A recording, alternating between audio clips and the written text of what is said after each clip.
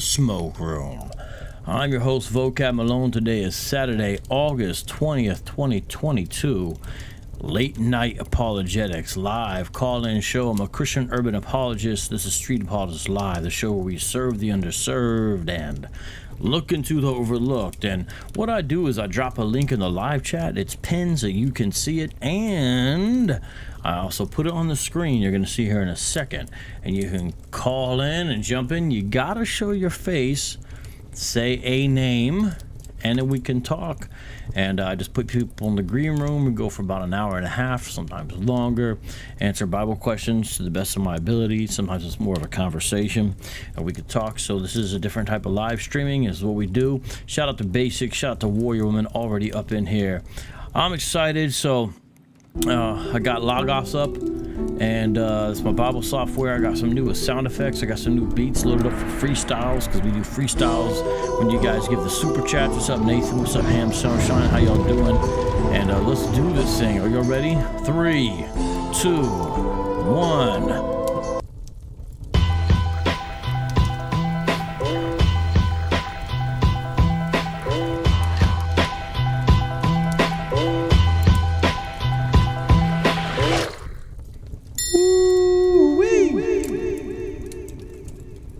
All right, ladies and gentlemen, let's get started. I wait for you to come on in, and let's kick it off with a freestyle while you guys come on in, and then we'll do it.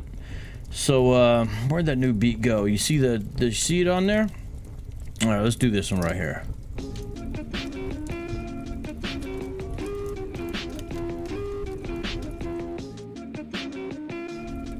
Yeah.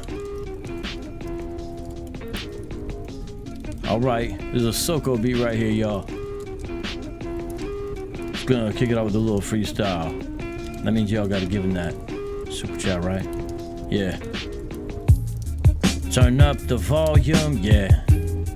Turn up the volume, yeah.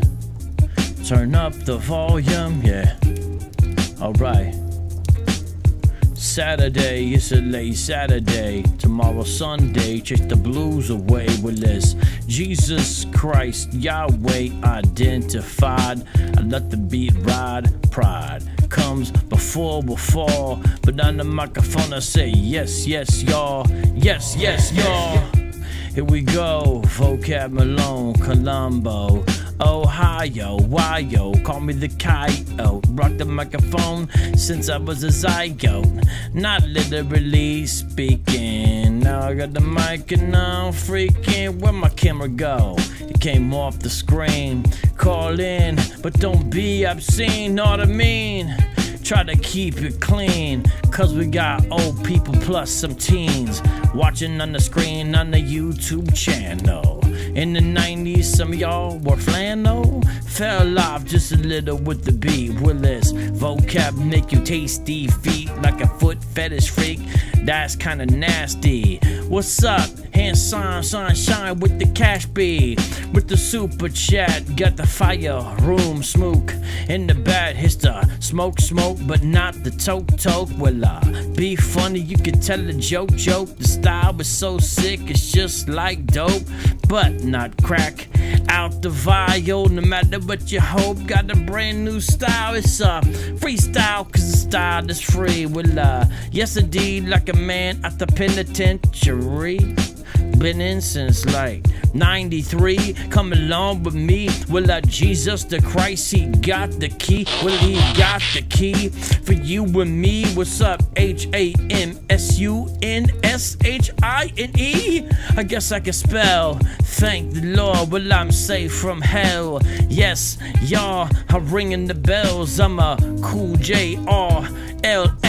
Ladies loving, that's what it stands for. I spit the ill type of metaphor. Hey yo kids, shut the door. Well, they're already asleep, ain't gotta worry no more.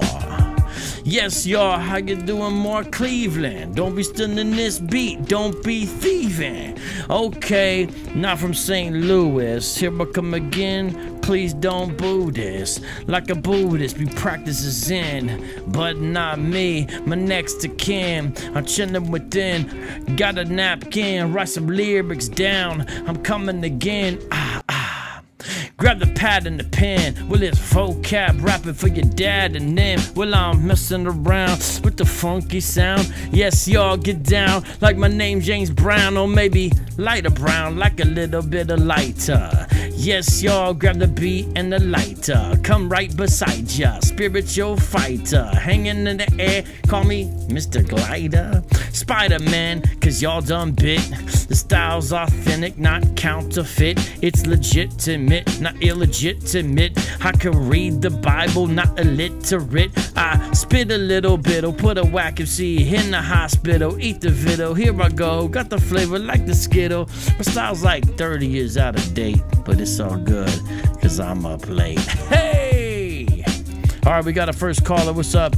Lev26, shalom. Let me put you in here just a second here. I'm gonna bring you on, and we'll get you out of the green room, and then unmute yourself when you come on. And so you guys see how easy it's done. We already got our first guy, so all you gotta do is do the same thing he did. So I see that it's working, and let me switch over right now so we can get him up in here. All right, welcome to the smoke room. How you doing, brother? I'm glad you were able to be here super late at night, I know, but apparently you're still awake too, so that makes two of us. How you doing tonight? I'm good. What's going on with you, bro? Nothing much, nothing much. You got a nice setup there. I like that. Not a little Amazon bookshelf, man. It's nothing serious. That looks like a good start to me. Looks like get some work done, but yes, what do you want to talk about, my friend? Well, man, we're quite familiar. You just posted our 400-year debate, man. It's airing. So, I think people enjoyed that. I think turned out pretty good, and I was glad that you wanted to talk about that kind of stuff. And as far as the debate goes, I like that particular debate as far as getting the information out there. yeah, we got information out there,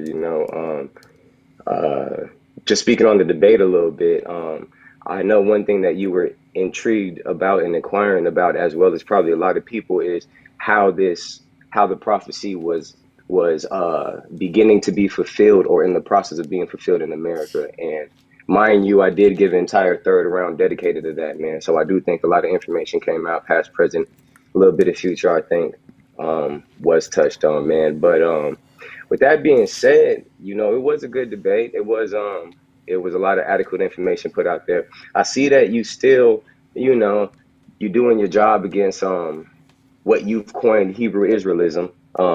You out here, taking names, asking questions last, things of that nature. But my first question to you is, why do you how often do you debate Torah only people? Because some of these camps, the majority of them, in my opinion, do give a lot of us so-called black people that are coming back to our ancestral roots in the Torah and Tanakh, they do give us kind of a really bad image. So to clean up that image, I would urge more people like you, especially apologists of that nature, to start dialoguing and debating folks like me that are not a part of One West camps, and that don't believe in the core tenets like the white man's Esau, that the 12 tribe charts, and even New Testament. So that's kind of one thing I wanted to throw out there and ask. I definitely have not debated as many Tanakh only guys. That's definitely true for a few reasons. Not as many have approached me. I'm not as familiar with as many of them as I am the other guys. Part of that does have to do with, because if you are out on the street, you're more public, and so I can literally go down to Washington and First on a Saturday, which is like a 10-minute bike ride from my house, and talk to guys right there. I'm not saying that's good or bad. I'm just saying there is a certain sense of immediacy with the camps. Now, there's the internet, obviously, and so different people, but generally you don't get as many. And it's weird with the Tanakh only guys. It's weird because there's certain things we agree on, like generally speaking, they don't accept fake Hebrew. They don't accept the 12 tribes chart. So there's things like that we would agree upon. But then there's other different types of things. Specifically, the big one would come between Christian and anybody who just practices Judaism, which is an acceptance of the Old Testament, but rejection of Yeshua as the fulfillment of Messianic prophecy. So, that's not even necessarily a debate between Hebrew Israelites and Christians. That's a debate between anyone who was practices Judaism, for example, in debate, But I'm not opposed to it, but I don't really usually seek people out either. So they'd have to ask me and help set it up type of thing. And then I'll say, okay, let's see if we can do it. And if I can do it, I will. But I've done a few. I don't remember all the names, but definitely not as many. Definitely. I mean, you're definitely right about that. It's way more of the guys who say they hold to the New Testament as well. Facts. Well, I do hear that, man, and I do. I kind of feel that it's easier for someone like you in your position to debate and dialogue with one West camps because any so-called black person that is claiming to be a Hebrew using the Bible, it encompasses, like I said, the canonical Bible, which includes the New Testament, and it's detrimental for any so-called black person to be using the New Testament as if that's an addition to our history as well. So I don't know if that was as packaged as I wanted it to be, but I do think it's more clear and more clarity with folks that do just strictly hold to the Torah and to the Tanakh beliefs. But you were saying how not that many people have thrown things out there. So we have had a debate on the 400 years. It did go pretty well. I've been but I constantly work on my decorum, my debate presence, seeing how I'm not really a debater, I'm a budding debater, and I'm just someone that really likes to read and study, like I'm sure you and other people do. But I was seeing, short of a smoke question and answer thing, if we could set up something on the New Testament and on your platform or something like that, or on a neutral platform of your choosing, because what I haven't really seen, I did see the debate with Tahuti on I believe the historicity of Jesus. But if we can do anything on that, like let's say contradictions or is JC Jesus in the Old Testament? Is he being spoken of? His historicity, who wrote the New Testament, or my preference would be modern day atonement, and if blood is required for atonement of your sins, because that would kind of be the number one question that should be addressed, is how people can attain salvation, not through a certain race of people, leaving race out of every single thing and focusing back on the foundation of, is human blood or blood, even from an animal or any type of blood sacrifice, required today for the atonement and the cleansing of our sins? That's one that I'm not seeing anybody really debate or touch on. I do know that the Africa and Jerusalem topic did kind of intrigue you. That's still out there too. But I was just throwing out a friendly challenge, man, because I did see that you were posting the debates. I couldn't really comment or anything like that, and I would prefer to just speak to you face to face anyway. So I was just seeing if that would be anything that would interest you. That's fine with me. Maybe it depends on the time, the date, the topic. I mean, one thing that's sometimes strange with us is whatever I do, I feel like constantly questioning motives, and it's like it makes it difficult to be like, let's have a fair debate. For example, first you're like, oh, you didn't put out the debate, so I'll let it sit on his channel for a while so it can be seen there, and then after it's kind of mellowed, then I'll put it on mine. But then you're like, why'd you take so long to put it out? Well, I put it out. I don't understand. I just don't understand the constant. And then we did that other debate, and I couldn't get my PowerPoint. And you're like, oh, that was real convenient. Like you thought I was trying to. Now, and you're like, oh, I noticed he had specific answers. I've always wanted to answer that about, because these are things I feel like we should work out first. What I do is when I'm debating, if I have a PowerPoint ready, I don't always have a PowerPoint, but if I do, while the person is talking, I enter what they're saying on my PowerPoint instead of taking notes. So then I directly answer it. So if you watch some of the debates where I have a PowerPoint, you'll notice sometimes I'll have like a paraphrase of their quote that they said during the debate, what I'll bring back up. I'm not saying all the time, but in a few I've done that. That's what I was doing. I couldn't get it on the screen. I just don't, these constant strange accusations. Like, I think it's strange that you would accuse me, oh, he's afraid he's doing this. I mean, Aaron, I'll go everyone has their own fears and stuff like that. But honestly, I go to street corners, like sometimes even by myself. I do whatever. I talk to the guys out there. I've debated some really well-known atheists, specifically like Richard Carrier, David Fitzgerald, who are both really big-time Christ mythicists. I'm not saying that makes me special. What I'm saying is, like, this idea of like I'm constantly in fear, then why do I do things like this where I open up the floor and I let anybody come on? I don't understand you seem to always accuse me of something. I'm like, I don't get it. And that's why, I'm still willing to debate. That's why I blocked you, because I felt like you would just keep on messaging me and be like, you're afraid and you're running. And I'm like, what? How am I? So it's just that kind of thing, because there's a lot of people in the world and a lot of them want to debate and talk, and that's fine. But if you have someone who's like accusing you of all this stuff, it's like, doesn't make it very attractive to debate, because like, well, they're just going to call me a liar or say I'm doing this. And I can't handle some of that, but it's like, I don't know. I guess I don't know why you do that. It doesn't help me think, oh, I want to debate him. It doesn't goad me into it. It just makes me be like, that's not going to be a very profitable dialogue. So I guess I don't really understand that, because I don't see how people could look at me like, how am I afraid of everyone, It's like, I did put up the debate. You had a problem that I put it up so long, but it's like, I don't get it. What does it make the difference when it happens? If I was really afraid of it, then I would never put it up in the first place. So I just don't, I don't know. I don't understand some of that, but I'm still willing to do something, because the issues brought up are fundamental, and they do divide Christians and Old Testament only believers. So they are important issues, Well, it kind of does put race to the side for a second and get us back. But first and foremost, man, I would want to apologize if I did falsely accuse you of anything, lying, running, anything like that. From my point of view, especially after being blocked, in which I didn't think I was being disrespectful, I was just throwing out more topics. And a little bit, I was growing impatient with, the volume of work you put out calling for these debates and dialogues. And I felt like I was actively throwing out topics and theses for us to speak about it. I kind of thought I was being overlooked. I was just probably being impatient about it, bro. But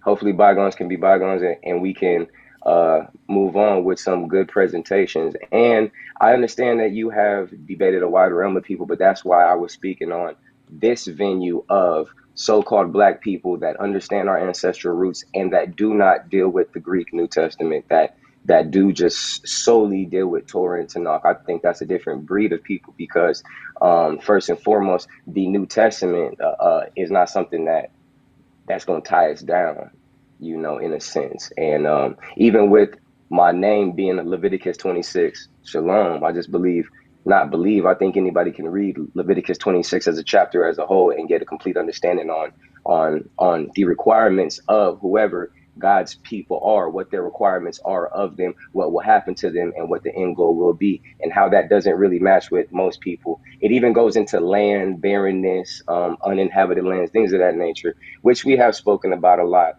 A little, I meant, which kind of does tie into the Africa in Jerusalem,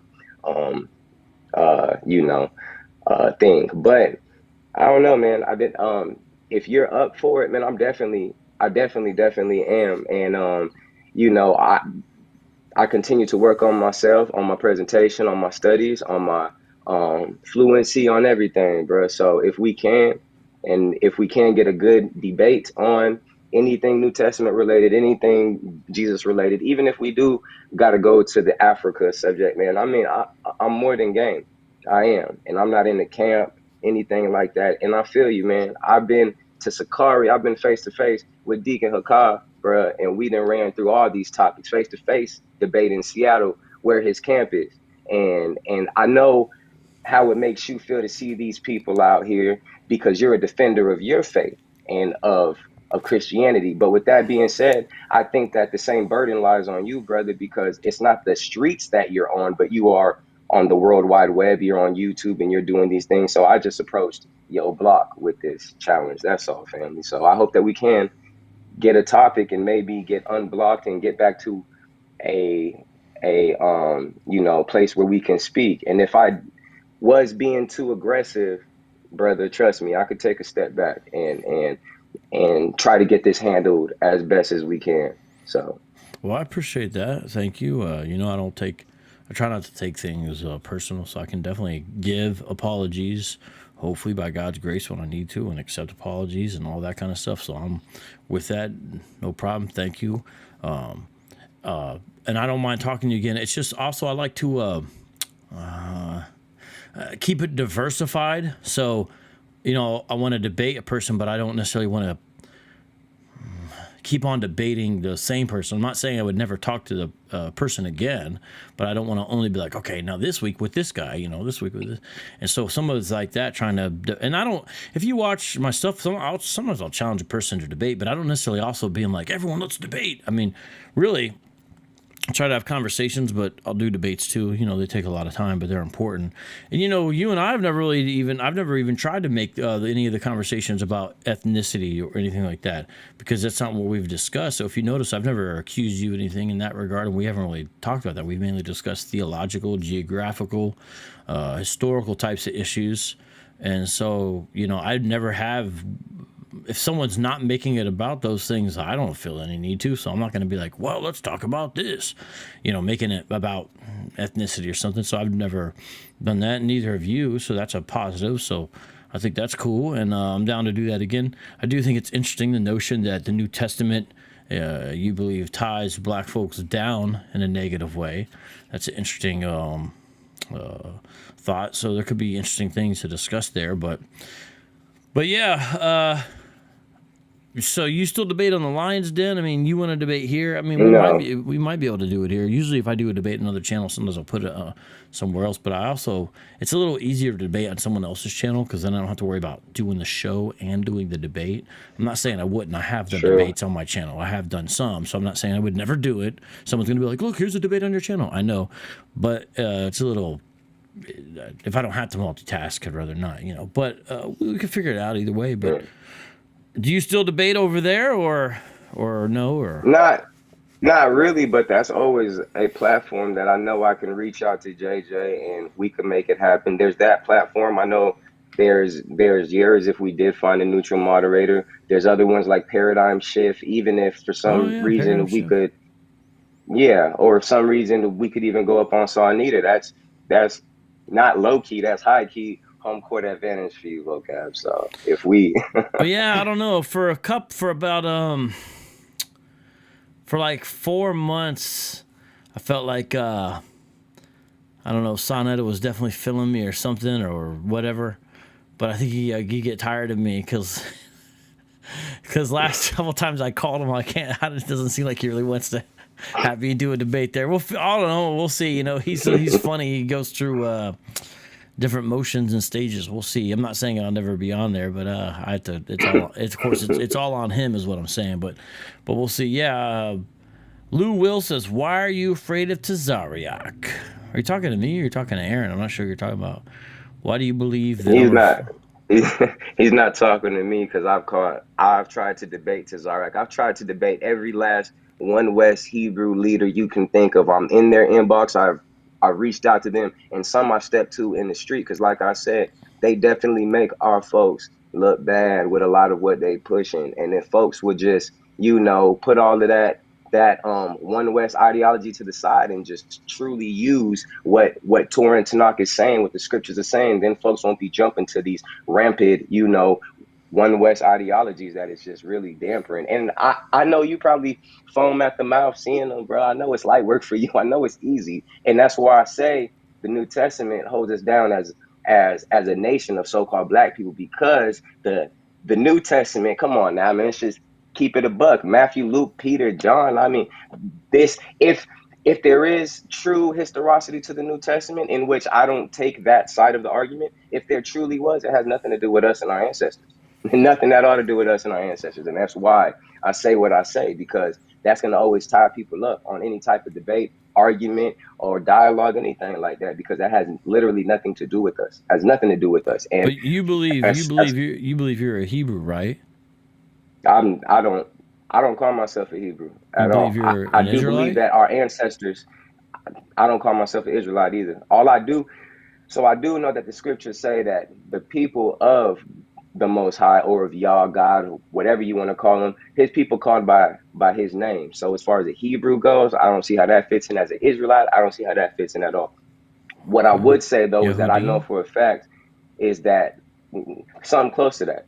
I would say that those that come off of the transatlantic slave trade, that come off of slave ships, and that have been scattered and sent into enemies' lands, they are the direct descendants of Abraham, Isaac, and Jacob, without a doubt. I do not call myself a Hebrew Israelite because now I'm grouping myself in with the fringe wearing Esau's, the white man, 12 tribe chart folk. So, I and know, that's not. but I'm trying to figure out, but you're saying that's how you identify, but you don't believe that Jesus of Nazareth has anything to do with you? Do you believe that he was not a Hebrew? I don't believe he was a historical person. I don't even think he was a real person. I think the quote unquote evidence and firsthand sources that we have is lackluster and the best. We don't, and even when it comes to the eyewitnesses, let's say, of the synoptic gospels or any of the gospels, even they don't agree on his storyline. You So believe that Adam and Eve were historical figures? do I believe that Adam and Eve were historical figures? Not the way that it's been illustrated and painted to us. I do No, believe that there was I don't a mean that. man I and a don't. woman that were guarding a garden, yes. But they would be Adam and Eve. I'm not saying that they had peach skin or something, but I'm saying are they historical In the figures? modern sense and the modern name, I mean, sure, Adam and Eve. I wholeheartedly believe everything recorded in Torah and Tanakh. So yeah, I stand by that. Okay, it's just. And do you believe the Tanakh is the word of Yahweh? It's Do I? Well, I mean, whenever you look at his prophets, they all come in his name and they all speak a hermeneutical word of his. So without a doubt, I don't see the flaws in it. But when we because go to New Testament, I do see a direct right. So contradiction and a whole new path. like people frequently bring up, they'll say there's a contradiction between Genesis 1 and Genesis 2. There's a frequent Hmm. charge, and I believe that a person who believes for good reason that Genesis Yeah. is authoritative, it's God's word, it's accurate, can easily show these are not identical. So something being different is different than being contradictory. But there's a reason why they each portray the same event with different details. There's a reason for that, and there's a point to that. Just the same way with the Gospels. You look at Matthew, Mark, Luke, John, they'll portray, say, the feeding of the 5,000, and they'll portray different events. But it seems like a very similar, lack of a better word, easy concept to say, well, look, they're portraying the same event differently. So I always find it's interesting when people will attack the New Testament without taking into account sort of what we have with the Old Testament. Because there's, you're saying it's not a stream, you don't believe it's continuous, but I do. And it's, interesting as far as these people existing. Like, who do you believe the eyewitnesses were for Adam and Eve's existence? The eyewitnesses for Adam and Eve's existence.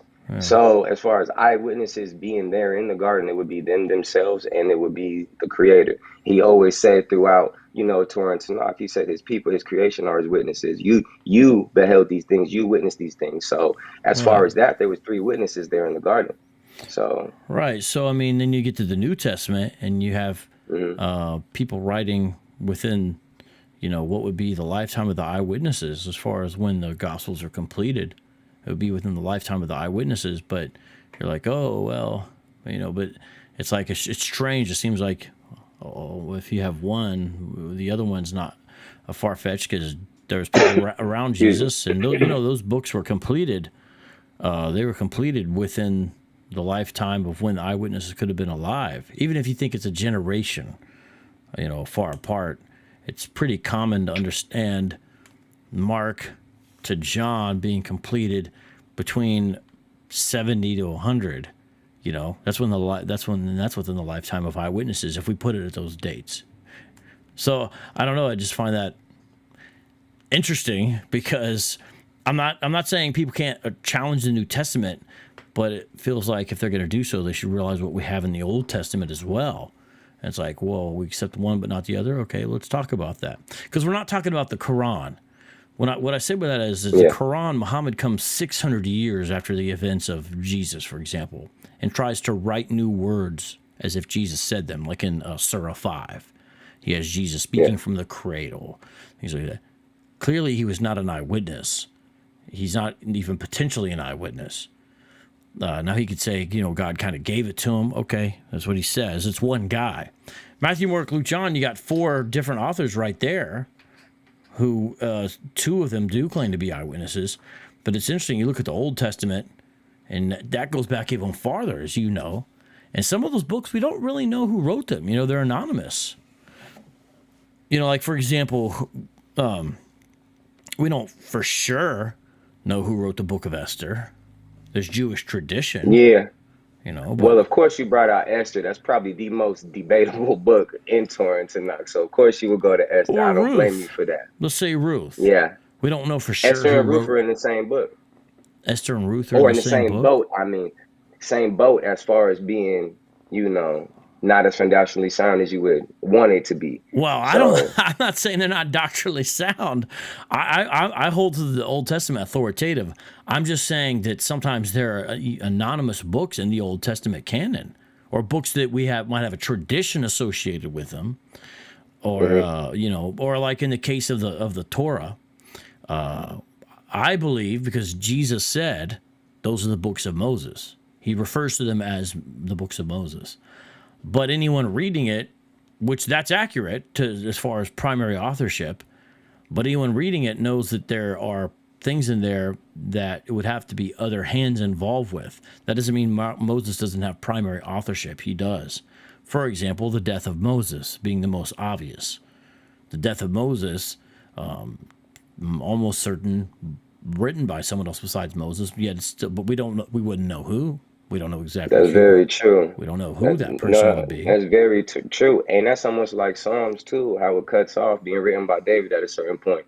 And most folks think it was the Levitical scribes that started writing it. But I just have one question about what we were just talking about as far as the eyewitness accounts from Matthew, Mark, Luke, John, and all them. One thing that primarily stands out to me is that in that time frame, if this all was historically sound in that time frame, first century, the vast majority of the people and that populace that would have been around JC, they were illiterate Aramaic speaking people.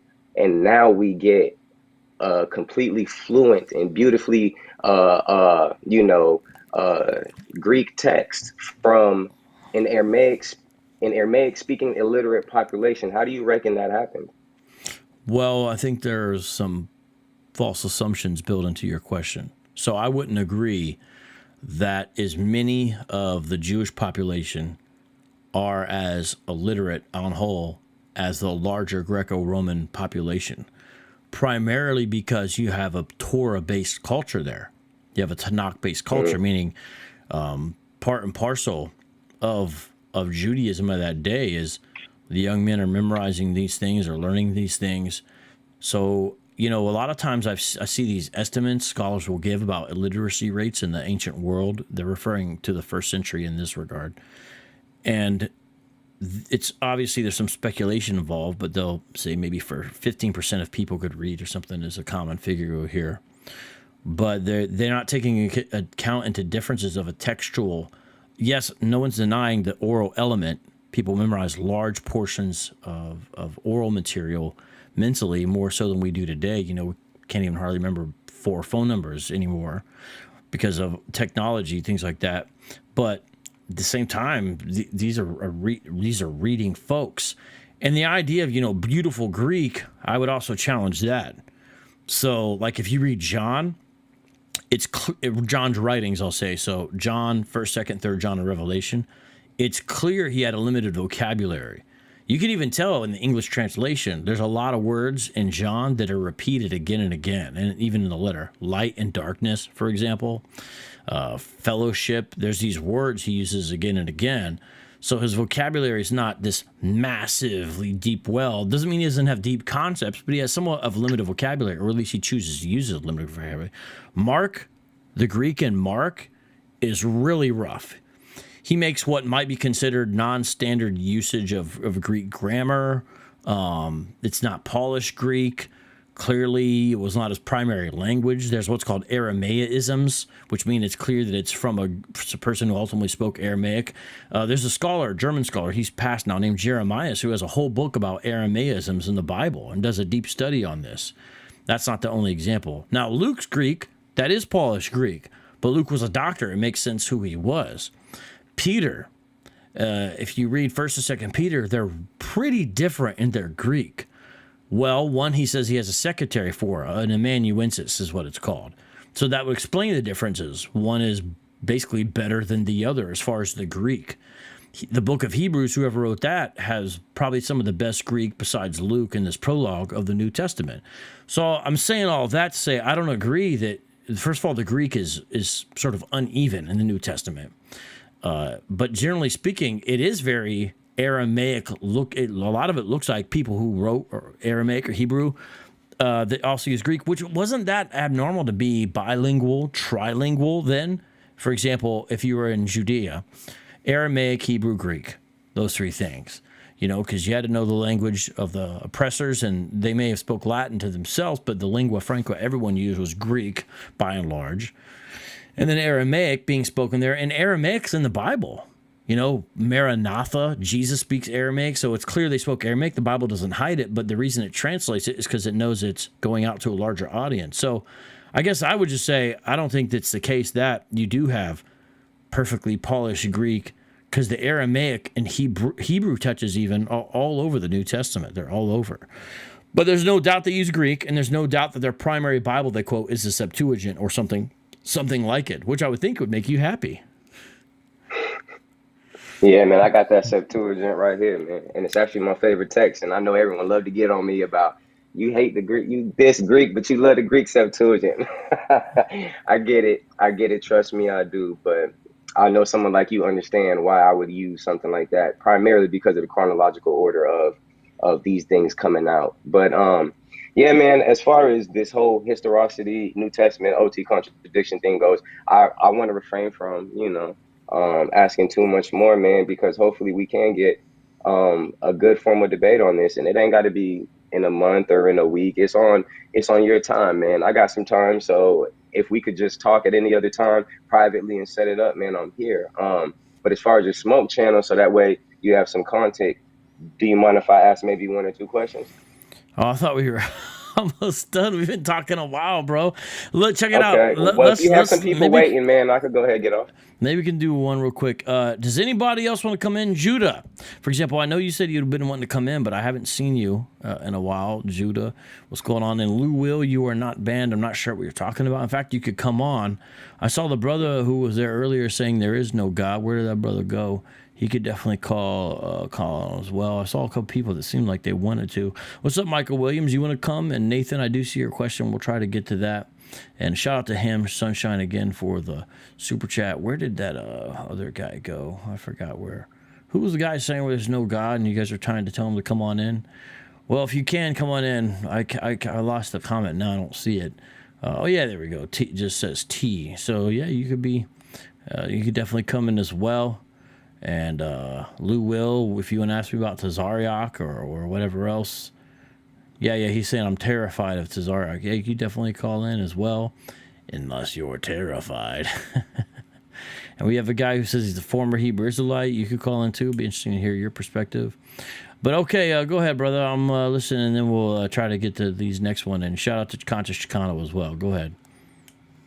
All right. Well, I mean, the main question that I had dealt with Leviticus 26 and Jeremiah 9, and it speaks on the land of Jerusalem, the land of the chosen people, the Hebrews, as people want to call it. It says that their land is going to remain desolate while they're in their enemies' lands. Jeremiah 9 goes even more in depth and says not a foot will be in that land, not a bird.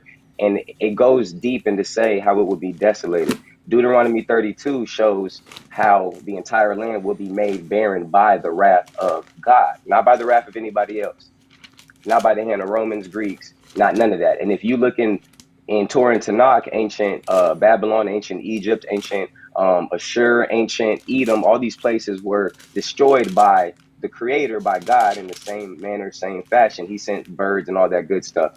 And we know that in the Babylonian captivity, the Babylonians lived in the land. And not only that, the poor and the humble of the land were left in Jerusalem during the Babylonian captivity. So the issue now is Leviticus 26 and Jeremiah 9 speaks about a captivity in which the land will be barren and not a soul will be there. That never happened in history. So if you take our position with us knowing our true ancestral roots, and we are landless, vocab, we're the only people in history that were kidnapped from our land, thus not having a land, thus not having a seat at the UN, thus not having a voice, an image, a foundation of a land, anything like that. I would, without a doubt, stand by the fact that Leviticus 26 and Jeremiah 9 shows and proves who we are.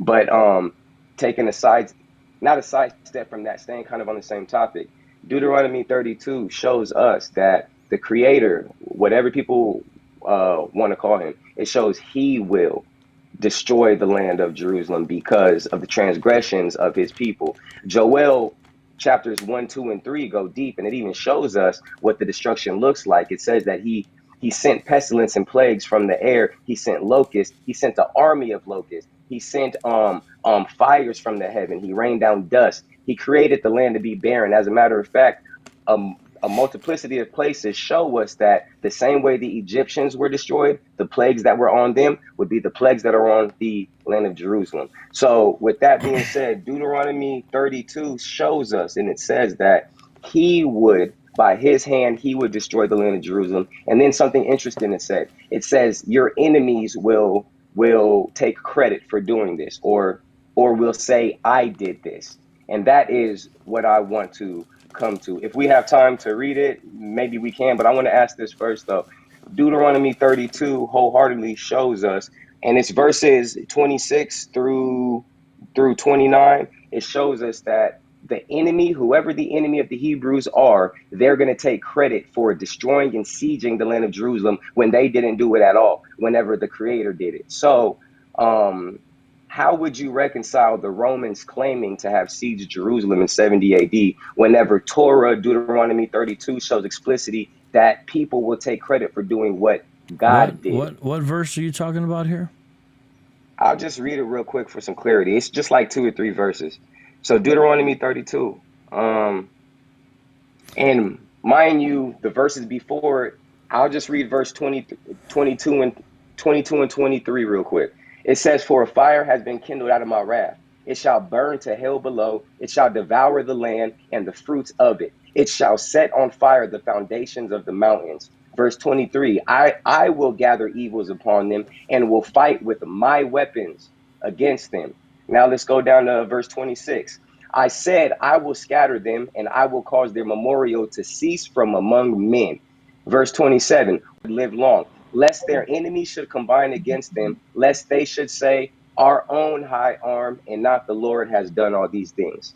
So Deuteronomy 32 verse 27 says, the enemy will take credit for destroying the land of Jerusalem, even though God did it. And they were going to tell and say and record that they did it and not the hand of the Most High. And it can go deeper because Joel, brother, Jeremiah, this is way too long of a question. Like, you just made a whole bunch of points and you just keep on going, bro. You're not stopping, okay, well, man. How are we supposed to have a conversation, bro? I don't get it. So check this out, Vocab. How would you reconcile the Romans claiming they seized Jerusalem in 70 AD whenever Deuteronomy 32 shows us God did it? It shows us what weapons he used, and with him saying the enemy would take credit for it. How would you reconcile all that? I don't understand what the contradiction or the problem is. By the way, here I got you in the green room. You're on the screen. I just got to finish up here with Aaron. I don't see what the contradiction is. God uses nations to judge Israel. He did that multiple times. Of course, the nations are going to say, look what we did. Yahweh knows that, but those are instruments in his hand, which is literally one time he refers to, I think, Assyria as a battle axe in his hand. So, you know what, like an axe. So he does this. So they're going to say what they say, but then they get judged for what they did. And, you're talking about, it has to be desolate. Well, people live, they live in places in Africa now. I'm not, you're going to have to pick out some place that you think has always been desolate, that used to have a massive civilization. I mean, all the deserts.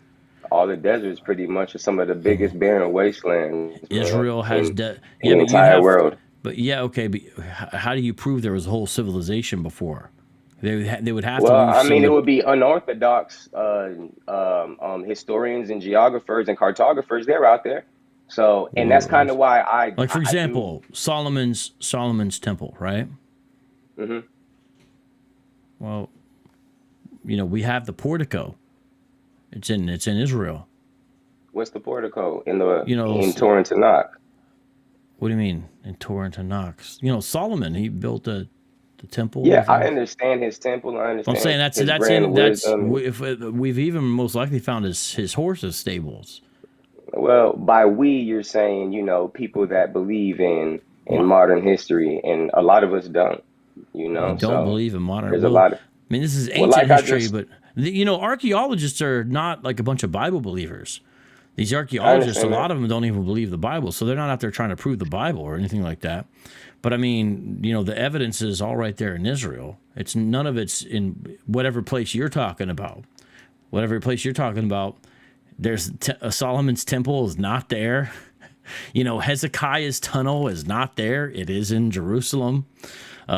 But Inscriptions what if, referring to the house of David or Omri, which are Old Testament figures, they're in Israel. They're not anywhere in Africa. We have a bunch of old scrolls and ancient documents, for example, like the Dead Sea Scrolls that are Hebrew. Those are in Israel. They are not where? They're not in Africa.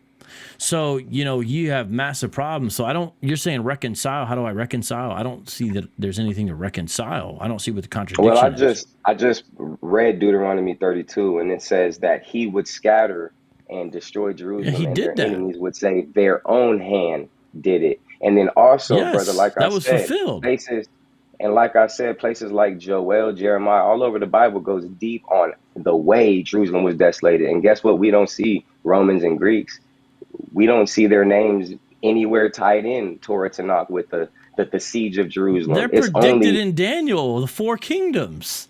where does it say that they desolated Jerusalem and sieged Jerusalem? No, I'm That saying was, those places are talked about in Daniel, for example, and it doesn't always say which kingdom's going to do what. I mean, sometimes you do. You have like Cyrus mentioned by name or something, but mhm. usually you don't have the exact name. But you have like like in Habakkuk or something like that. You have these discussions about Israel's messed up. God says, "Don't worry, I'm going to send the Babylonians and beat you all up." And he's like, "That's not cool. They're worse than us." He's like, "Well, then don't But he worry. named the Babylonians, I'm gonna judge right? them The too." Babylonians were Yeah. So named, the Assyrians were named, the this Egyptians, stuff the happened. Romans have. The Romans Is didn't there a have an scripture empire in to Torah? directly refer to at that time in the same way. So a lot of How that about wouldn't the even made Greeks? sense. Yeah, How about the The Greeks? Did Greeks they? are mentioned, like in Joel. The Greeks are mentioned. And it says that I'm going to sell you to the Grecians. It didn't say the Grecians were in your land. So that's the conundrum, vocab. That's what I'm saying. What proof? It's not a But conundrum because what proof do we have Jerusalem in Torah? Jerusalem was left. I mean, the Old Testament itself talks about Jerusalem being left desolate for 70 years when they were gone in the captivity, when they were That was exiled. Babylon, vocab. I That know was it was Babylon. Babylon during the But Babylon but captivity. but All these Leviticus brother, you're 26. gonna. Oh my goodness, I'm trying. All right, during that time, the land was desolate. During that time, you had a bunch of poor people pretty much there, and that was it. And when everyone came back, they were like, "Look at this mess. Let's try to build this up." So you're saying we need to reconcile something. You're not proving your case in any way that there's some missing element or that there's a contradiction if we assume Israel is Israel. Like, I don't think you realize the level of the But burden of proof that you have to show before you tell people to fix contradictions. We don't see any oh, we use contradictions. Torah and Tanakh to do that basically and easily, and that's why I'm bringing out what I'm I've never bringing seen it out. happen. Is I don't think you. oh well, I don't Jeremiah think people 9. who believe in your position realize the insane amount of evidence you'd have to overturn to make anyone who's familiar with the subject be convinced. Because we want to Would follow that the be a good debate facts. topic? And it's yeah, I Would think it'd that be a be a great good debate. debate I think it'd topic? be a great debate topic. And Well, let's run that one then, vocab. I hope you guys like realize how big of a deal, how much work you'd have to do to really prove your point. You know. All right, Is let's Torah try. and Tanakh primary sources for you, family? Is Torah and Tanakh a primary Yeah, source for in you? our conversation, that's what I've been referring to, but I don't, this idea of we reject modern history, I don't even know what that means, reject modern history, Well, but it's not hermeneutical with Torah and Tanakh. That's why, at all, no, in no, any you way, have to shape, or prove form. that. It's the opposite. See, constantly archaeology is demonstrating corroboration with the Bible. It's constantly corroborating the text. So for So you does to it say that is corroborate just, Adam and Eve? huh? The Does Garden it of Eden. corroborate Adam and Eve in the Garden of Eden? Okay, the Garden of Eden, we've discussed this. It no longer exists because of the flood has happened. It's been wiped out. The flood totally rearranged the earth. There's no reason to I get expect. that. So Okay. how would you have corroboration for them outside of We the biblical I already text? told you that Genesis 15 shows two of the rivers Okay. that was mentioned pre-flood as being the land allotment of Israel, brother. It's very simple. It's not very So simple that is because very simple. you don't understand my whole point by saying that. And so we have a lot of work to do, but let's talk about that later. I want to get to Hiram. He's been waiting for a while. Well, I'm about to jump off, but can you unblock me in the private so we can just talk more in the private Maybe and just set this please don't debate keep up? on messaging me and telling me I'm afraid and that I have to debate you, because every time I drop a No, no, video, you don't have to debate me, vocab, but I feel like you'll be like, oh, well, you debate them, but you won't debate me. It's like, my goodness, I'm allowed to debate people without debating you, no, you are. But do we have a verbal agreement that we can either hit the Africa or the Middle East or something to do with the New Testament? Yeah, If let's. that's the case, we'll just speak and I'll be more patient with you, brother. Trust me, I will. All right, we'll try to get to that. I'll talk to you later. Have a beautiful night. Okay, how you doing there? We got Hiram Abif Muhammad. Thank you for being patient, my friend. And let's see, I've got you turned up. It looks like everything's set. Yes. Okay, I'm listening. I'm all yours. God bless you. First off, how you doing? Hey, I'm doing all right, man. Looks like I'm up late, and I don't know where you're calling from, but you might be up late too, because it looks pretty dark back there. Yeah, the sky is beautiful. I know this is a smoke room, so I gotta bring the smoke. But it's in love. Uh, quick question. Last question, and then we'll expound on the question. Are there women angels in the Elohim? I don't believe there's. If you mean Elohim as in the one true God, I don't believe that's something that even makes sense for them to be in. If you mean are angels sometimes described as divine beings or heavenly beings or something like that, that's true. When you say women, that's odd because that's a category reserved for humans. So I wouldn't describe the angels as being men or angels as being women. I would say they're referred to by masculine only pronouns, though, from what I've seen in Scripture. But I don't think that means they have, to be frank, genitals, although they may have the appearance of a young man, as the Gospel of Mark says in reference to an angel that showed up at the resurrection. But they're not to be understood as humans, so to call them men or women, I don't think is accurate. Okay, I respect that. But this is my, use the word our friends just use, conundrum. The only conundrum that I have is verses, well, let's start with the Old Testament first. Because the angels appear as men in front of the men and women, and so that they have a physical form, or they can manifest into physical form, right? Is that true to you? Yeah, that sounds right. What you're saying so far, they can manifest in what appears to be a physical form. Okay, yeah. Okay, now to get to the New Testament, in Jude 1:14, it speaks of the prophecy of Enoch, how he has thousands of angels, or thousands of angels are going to come with the Lord upon his return. Are there women within those thousands of angels, or you think that's all men as well? Well, I don't think it's men or women. Men are so to say man and woman is specifically to speak about human beings. There are no angels who are men, but angels are described in masculine terms. But to refer to them as men, meaning you're saying they're human beings, because man or woman, those are categories reserved for human beings. If you're saying masculine or feminine, angels are only described in masculine terms, but that doesn't mean they, for example, Jesus specifically says they don't have sex and reproduce. You know what I mean? So they're not married, you know, they don't have sex, they don't reproduce. The Bible says you'll be like the angels of heaven, you're not going to be married and having kids and stuff like that in the kingdom.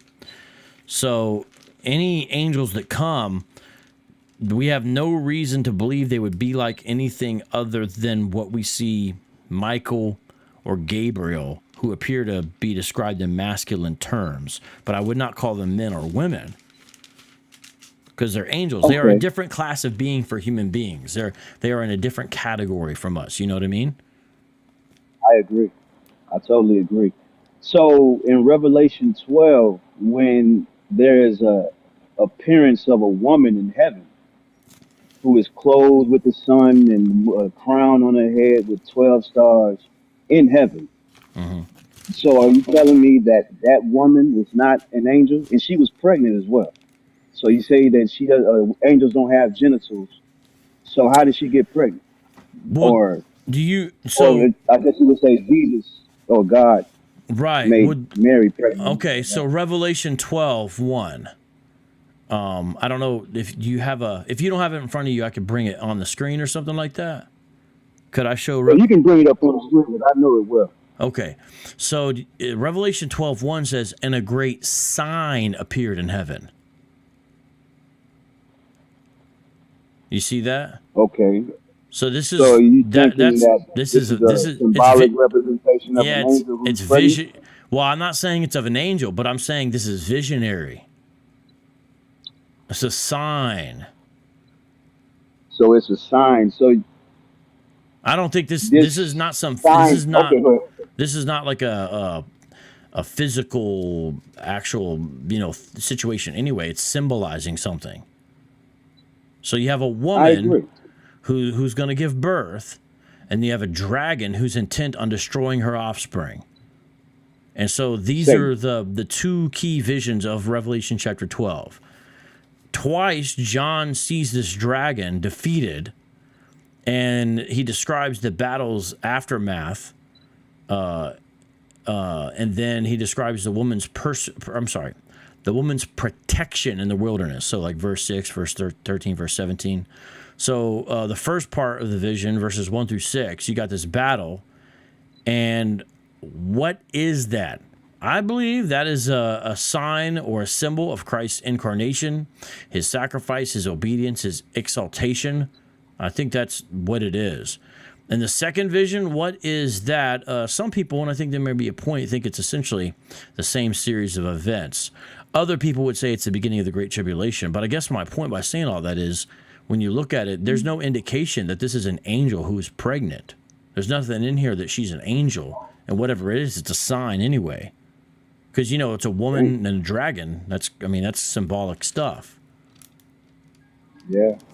I guess it is. Well, can I ask all right, this? Brother, I'll get out of hold on. Oh, go ahead. Well, I appreciate your patience and you're pretty chill. I like that. Shout out to you, Jake. I got you in the green room.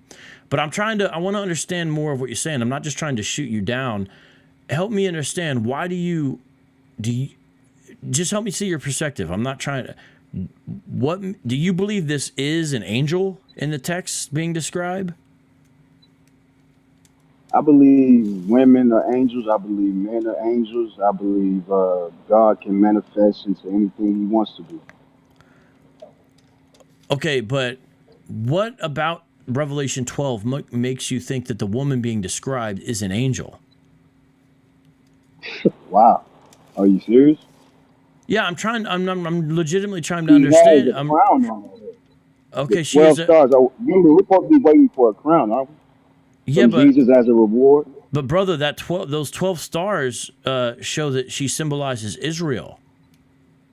This woman is a symbol for Israel. I ask you again, do you think women are angels? Can women become angels? No, I've known a lot of women in my life, and none of them were angels. It's a Wow. joke. I'm making a joke based upon what you asked it. What I'm saying is, this woman in this vision, brother, there's nothing in the text indicating she's an angelic figure. In fact, let me ask you this. The crown of 12 stars, what do you think that represents? Israel. Right. Okay, so we agree, right? And that makes sense because of Genesis 37:9. Joseph saw the 12 stars, remember? So it's clearly symbolizing Israel there. Okay, so within that, So this clothing, go the ahead. sun, moon, and 12 stars, this great sign in heaven, that shows she's Israel. So if she's symbolically representing Israel, then she's not even a literal woman. She's Israel personified as a woman. So why are you calling her an angel? Wow. So if I can call a man an angel, how come I can't call a woman an angel? No, brother. If we're all from God. No, Brother. but I'm saying, what about this particular visionary woman makes you believe she's an angel? Her having a crown shows Because she's in heaven. What makes you think that well, women that are in heaven are not angels? Well, it says a sign appeared in heaven. A woman clothed with the sun, with the moon under her feet, and on her head a crown of 12 stars. So this is a symbolic presentation of Israel. She was pregnant and was crying out in birth pains and an agony of giving birth. So now what's going to happen in verse 3 is you're going to have this great red dragon, and Satan's described as an ancient serpent, the devil, Satan, right? And what's he's got? He's got something, because notice it says, and another sign appeared in heaven. So the dragon is also appearing. Behold, a great red dragon with 7 heads and 10 horns, and on his head 7 diadems. So he has crowns too. A diadem is a crown, right? That symbolizes great power. This is really a description of the beast. His tail swept down a third of the stars of heaven and cast them to the earth.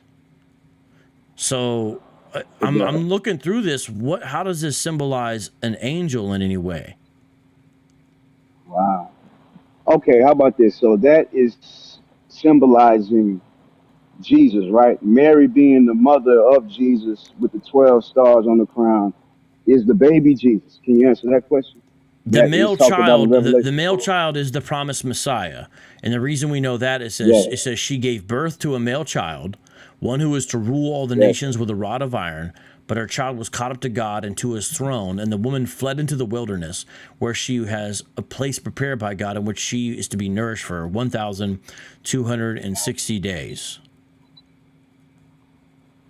Correct. Now, I ask again, so if the woman produced Jesus, whom we call Mary, right? If we get specific, are you telling me Mary is not an angel? She is that representation of what was in heaven. Okay. Mary is not an angel or not? Regardless of if this is portraying Mary or not, that's a different question. But no, Mary is not an angel. She has parents. Angels don't have, brother, angels don't have parents. They're created directly by God. They don't have parents and they don't produce offspring. You know how we know that? Why was she pregnant? Okay, but this is not an angel. You're assuming she's an angel, though, here, right? You don't want to assume it's an angel until you've answered that question. She was pregnant because, Can I show you that angels they're not able to do what you're saying? Okay. So why was she pregnant in heaven? Who impregnated her in heaven? Okay, but this is not an angel. This is all symbolic. But it's important to understand Matthew 22:30. For in the resurrection, they neither marry nor are given in marriage, but are like angels in heaven. That's what Jesus said in Matthew 22:30. And then in Mark 12:25, he says, for when they rise from the dead, they neither marry nor are given in marriage, but are like angels in heaven. So he's comparing our resurrected bodies and activities to in a certain way, like angels, which don't marry and do all that kind of stuff. So angels don't get pregnant. Mary get pregnant Well, on earth?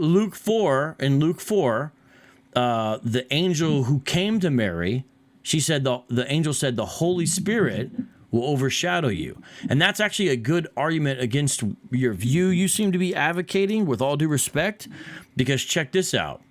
The angel says the Holy Spirit will overshadow you, which is how she's made pregnant. If the angel was the one who was basically impregnating Mary, or an angel like him, it doesn't make sense for him to say the Holy Spirit. He should have said I, or another angel like me, or something like that. So check this out. Mary said to the angel, this is Luke 1:34, how will this be since I am a virgin? And the angel answered her, the Holy Spirit will come upon you, and the power of the Most High will overshadow you. Therefore, the child to be born will be called Holy, the Son of God. So he's set apart, he's distinct. So notice how the angel's answer to Mary is not another angel is going to impregnate you, or you're an angel like me and you'll get pregnant, or something like that, or anything like that. It's the Holy Spirit will come upon you. The power of the Most High will overshadow you. So this is by God. And I would say, of course, a fulfillment of Isaiah's prophecy in regards to a virgin birth. Okay. We're going to have to disagree. I'm going to have to agree to disagree. Okay. But I just want to end off on this note.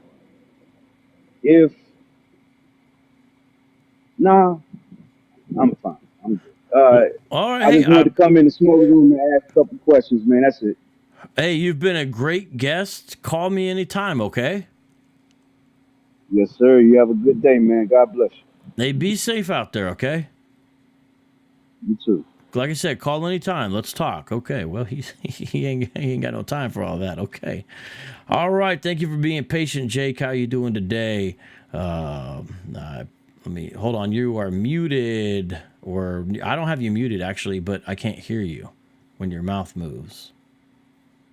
I'm gonna turn down your brightness. I had it turned up for him. Can you hear me now?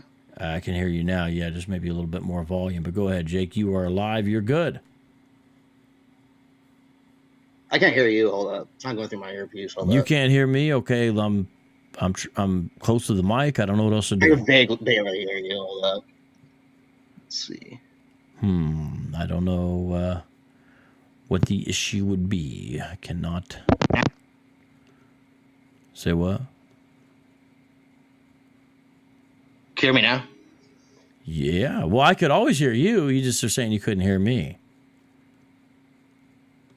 Yeah, I can hear you now, but I'm not sure if there's any playback. You sound fine, Jake. How you doing? It's good to meet you, All right, man. legit. Pretty good to meet you too. So I just got a couple quick questions. So, is Christianity firmly deontological? No, Christians debate. I mean, it depends what you mean by deontological, and Christian ethicists and philosophers themselves will kind of debate about that. I guess when you say deontological, do you mean that we're basing morality upon God's commands, or do you mean something else more to it? Yeah, like for example, is it wrong to sin, or is it okay to sin if that sin minimizes unjustified suffering? It's wrong to sin, but I do believe what Christian ethicists talk about when they talk about this stuff, and what you might call an ethic hierarchy. You know, hierarchicalism, which means in a fallen world, there are times where you're in a situation where you may have to choose something that is not ideal, to put it in a kind of a euphemistic way. That, for example, lying. You may lie to preserve life.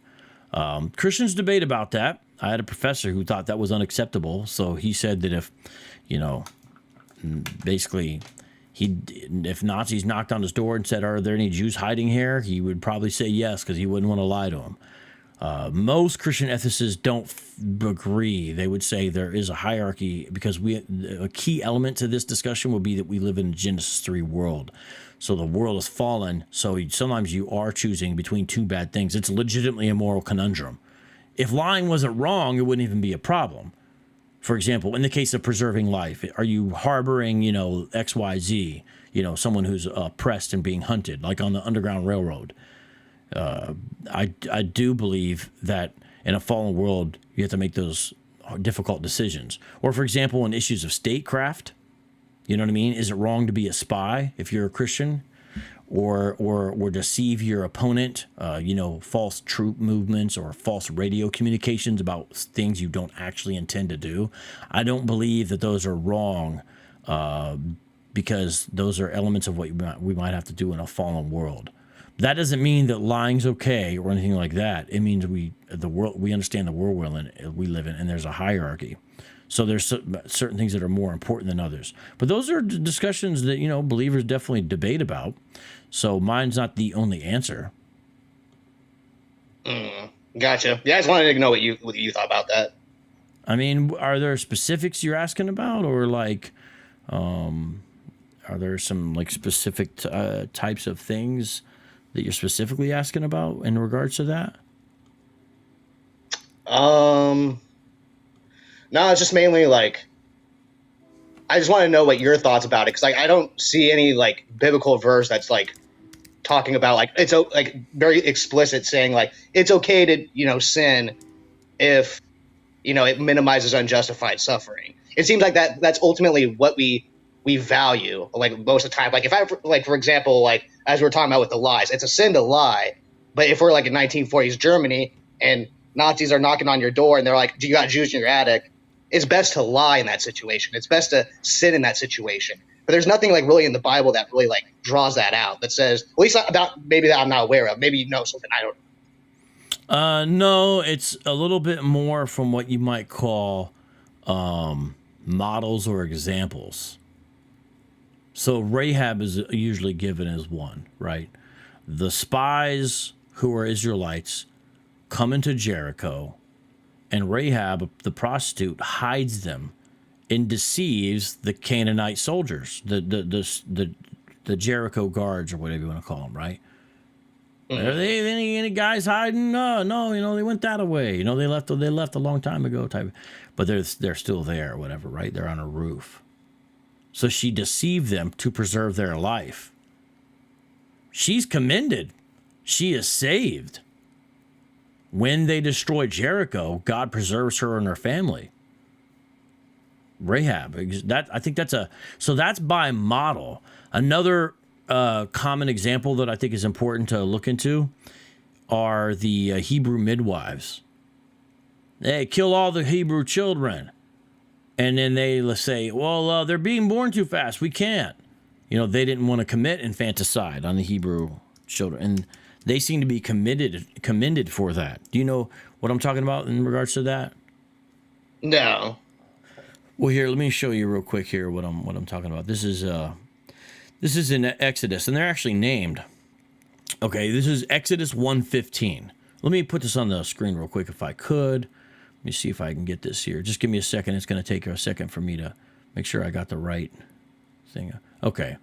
I know it's a little bit messy, everybody, but follow along here. Then the king of Egypt said to the Hebrew midwives, one of whom was named Shiphrah and the other Puah, when you serve as midwife to the Hebrew men and see them on the birth stool, if it is a son, you shall kill him. But if it is a daughter, she shall live. But the midwives feared God and did not do as the king of Egypt commanded them, but let the male children live. So first of all, they're disobeying their magistrate, right? So the king of Egypt called the midwives and said to them, why have you done this? And let the male children live. The midwives said to Pharaoh, because the Hebrew women are not like the Egyptian women, for they are vigorous and give birth before the midwife comes to them.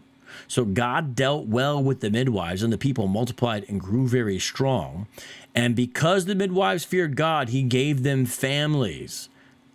So to me, that is a really powerful, important example, because there you have them, first of all, disobeying their magistrate, to put it in that, which is generally something that, you would not do, biblically speaking, but there's obviously examples. Here's one of them. So that's the first thing you consider. The second thing is they deceive the Pharaoh. They don't want to commit murder, so they don't kill them, but they give a reason and say, well, they're being born before we can get there. They're not outright saying, we don't want to kill them. They're not saying that to them. Probably so they can save more. They're deceiving the Pharaoh so they can continue to do this, so they can still save these babies. what happens? God dealt well with them. He even gave them families. Perhaps they were both barren prior to this. That's what the indication is, or perhaps they didn't have a man, and then they could have families after that. So you put those two things together, and you're like, well, God is rewarding them, but they're deceiving the Pharaoh. So they're in a fallen world. Instead of murdering babies, they deceive the Pharaoh. So I believe the text shows they made the right decision, even though it's a decision we shouldn't have to face, but we're in a fallen world, and so sometimes we do. These are not texts that justify lying to anybody or anything like that. But what do you think of that example? Does that speak to you? I think that's a good example. Yeah, I haven't heard that one, but yeah, that's a good example. Yeah. Yeah. So I mean, that's one I would give. Are you familiar with the passage with Rahab? I'm not sure what like the underlining like. Okay, yeah. What you're going to appeal to with that? But what about it? Here, I'll show you real quick. So they go in there, right? And they came into the house of a prostitute whose name was Rahab and lodged there. And it was told to the king of Jericho, "Behold, men of Israel have come here tonight to search out the land." Then the king of Jericho sent to Rahab, saying, "Bring out the men who have come to you, who entered your house, for they have come to search out all the land." But the woman had taken the two men and hidden them, and she said, "True, the men came to me, but I did not know where they were from." And when the gate was about to be closed at dark, the men went out. So they were still there. She directly lied to the king of Jericho there, right? "I do not know where the men went." She knew exactly where they were.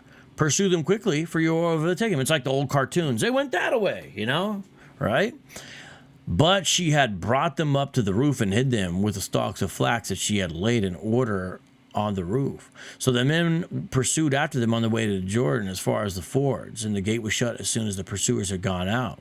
Before the men lay down, she came up to them on the roof and said to them, "I know that the Lord has given you the land." So this also means she knows where they came from. She said, "I didn't know where they came from. I didn't know they were Israelites." Well, she did.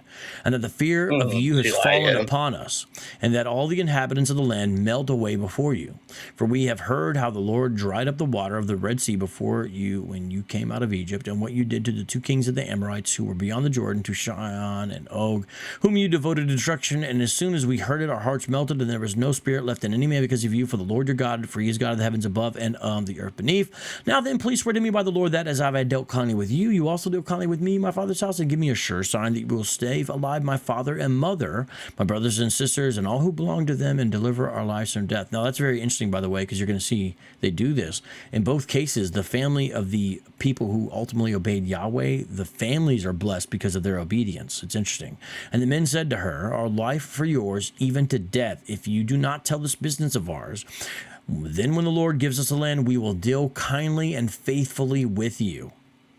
And then they're saved. And they talk about this. It has to do with the scarlet cord and all that stuff. So that one, I believe it also shows. So she lies, but yet, because of her faithfulness to Yahweh instead of her own king, she is saved, and her family because of her actions. It's a very fascinating account. So the Bible doesn't point to these and say, "Hey, everyone, we can lie to anybody anytime about anything." But it shows that in a fallen world, there is what you might call an hierarchy of ethics. Now, not all Christian ethicists agree with that. And there's people that could go deeper than what I did. My specialty is not philosophy of ethics. I'm trying to tell you what I do know about it. But there are Christians who disagree. Like I know some seminary guys who say Christians could not be spies. They could not be double agents. They could not work undercover and say infiltrate the Sicilian mafia or something like that, because you have to deceive. Others say no, you can because XYZ, right? But these two examples are by model.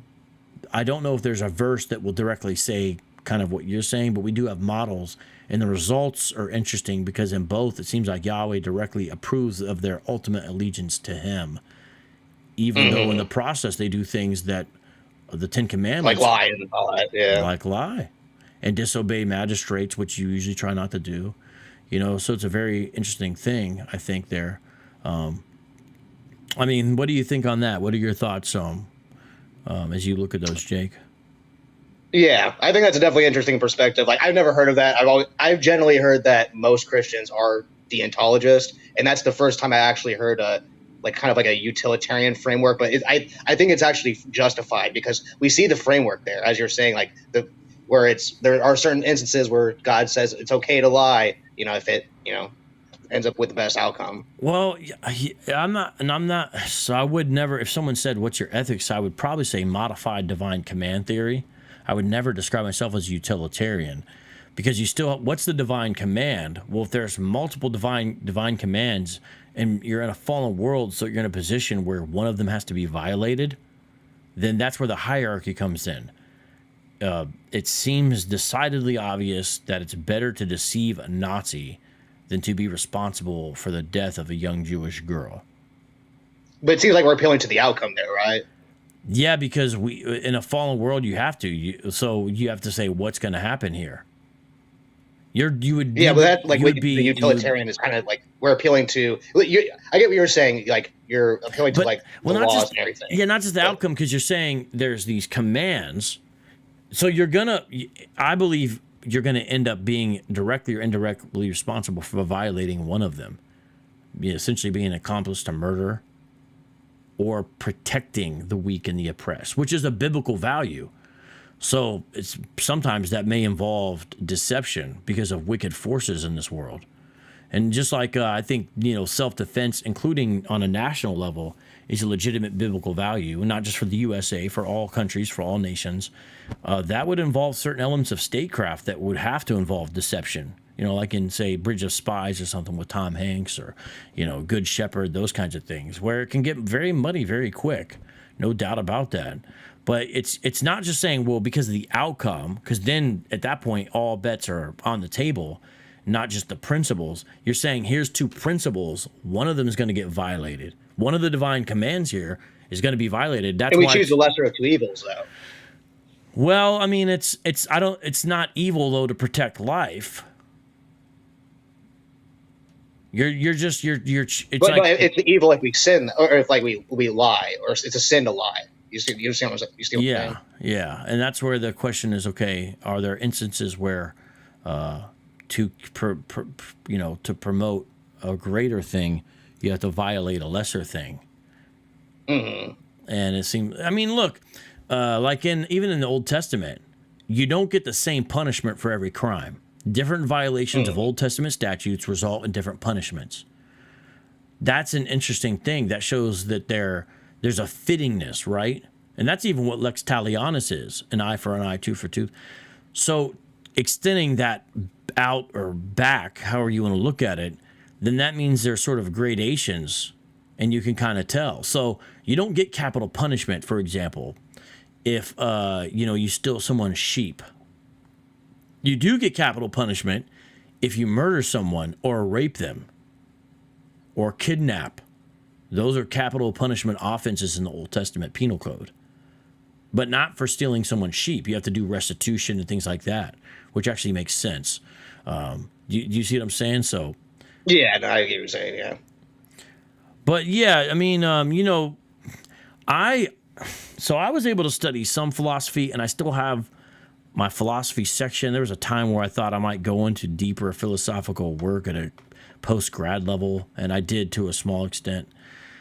But then things became very practical for me, and I said, there's theoretical things, and they are important, so you need to know them in the background. But because of the kind of work I do, mainly counter-cult stuff, I don't get to talk about those things as much. I would like to. I think it's important to understand, because you got to know what's behind or under, however you want to phrase it, to know what's here.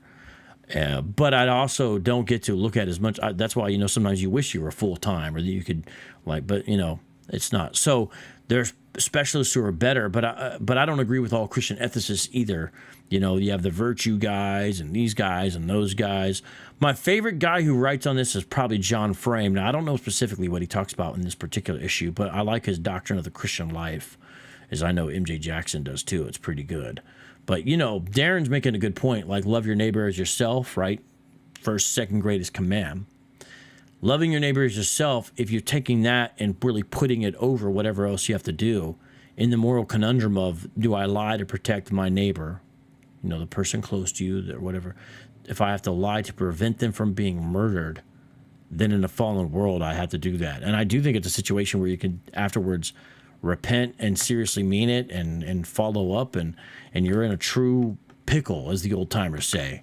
But it's a pickle because both things present a problem. If we are relativists, it'd be like, well, they're just choices. They're just kind of like what you would prefer or what seems worse. But no, what you feel. Yeah, these are legitimate moral problems. I think moral conundrums are legitimate moral problems, like on a really thick level.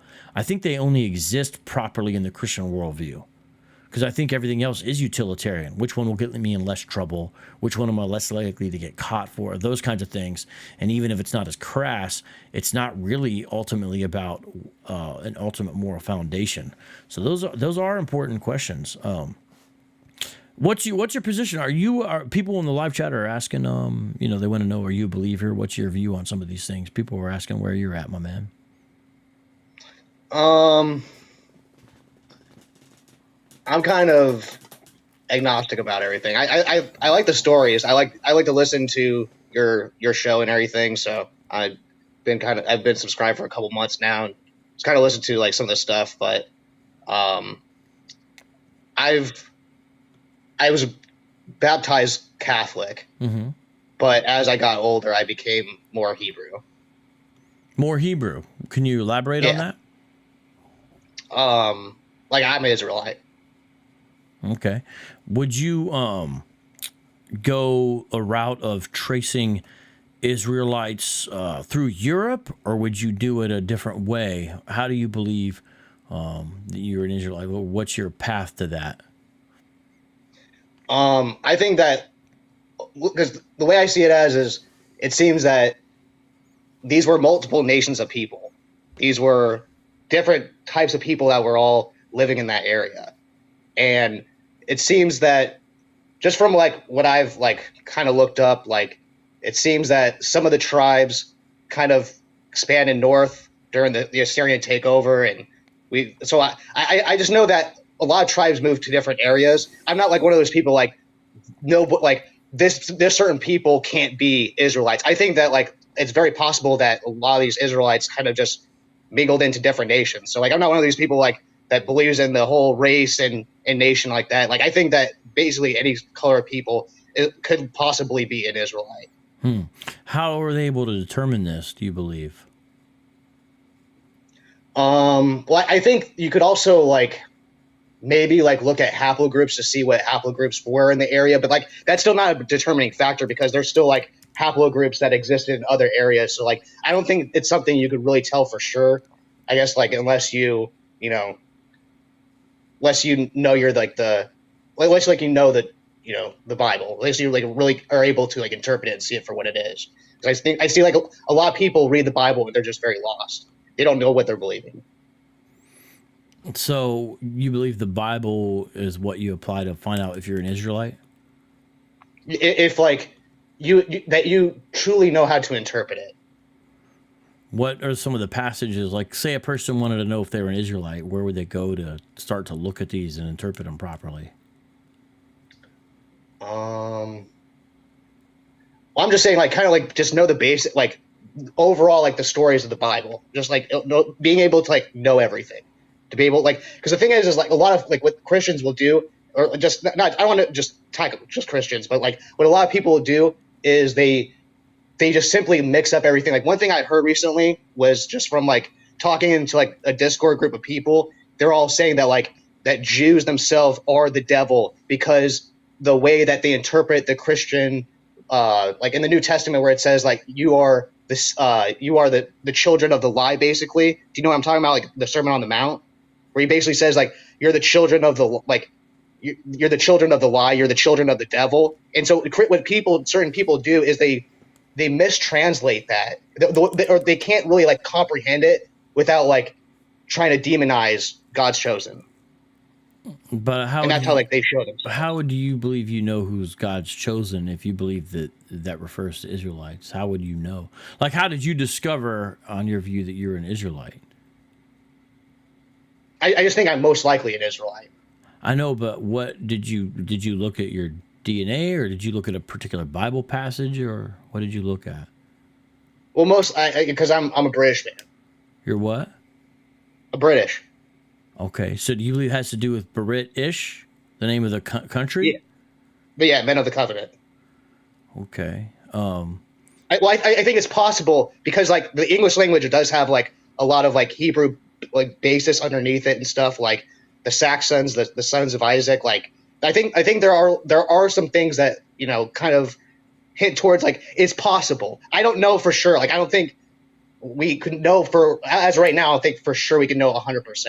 It's just kind of like it's possible. So I that's how I view it as. I think that it's possible that even you could be an Israelite. We don't know for sure. So I'm not somebody that like gatekeeps that like you are this color, therefore you can't be an Israelite. Like I think I'm open to like these people scattered.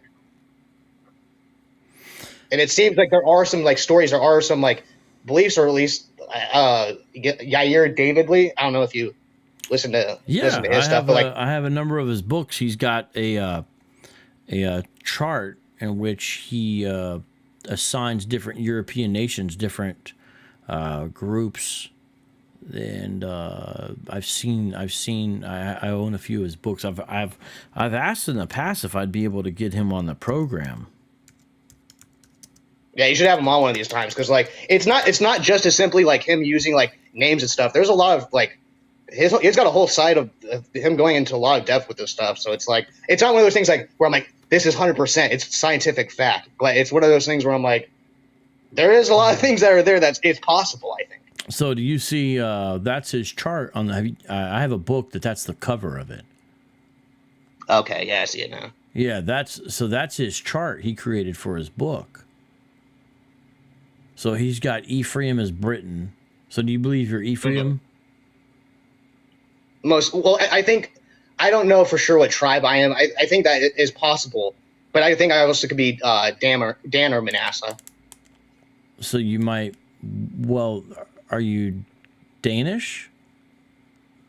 No, some of the Dan, like the tribe of Dan, are like the Celtics. Well, yeah, he has the Danes and the Celts. Yeah, because you know they're like Western British. They teach that Dan went through Denmark, and that's why it's Dan's mark. Yeah, they also went there, but they're also in that same area. So you think like you might Ireland. be Dan or Ephraim or who? Manasseh. Okay, so with Manasseh because of. Okay, so this chart has always befuddled me, where I never really thought that there was a very solid basis for his designations, much like the One West chart. It always seemed speculative and not very well founded. And it also makes Israelites look European, which doesn't seem to match up their historical portrayals when we have those. Mm-hmm. Yeah, there's certain things I disagree with. I think that like there are certain people in like Judah that are like black people.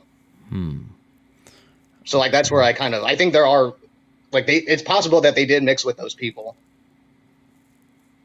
But everyone else would essentially be from a Western nation? Not necessarily, no. Well, I mean, I'm just saying I use that as an example that it seems that Israelites did move out northwest. There are like some things that are pointing to that case. What I'm saying is like not only are just Western people, I'm saying that they mixed out into different like nations of people. Do you believe that the descendants of Esau are currently enemies of the true Israelites? Do you believe that? I think they still exist today. Yeah. Where do you believe? I don't think that like they're identifiable by like, oh, it's all white people. I don't see it that way. I see it by their actions, by the way that they come after Judah. Okay. Well, some Anglo-Israelites, from what I understand, believe that Edomites are actually people that would be described as modern-day Jews. Yeah, I disagree with that. I think that some of the modern day, like what they call the Ashkenazi Jews, I think some of them are like actual Jews, like literally Jews. Okay. Yeah, if you could get a hold of Yard Davidian, I'd love to understand his positions better.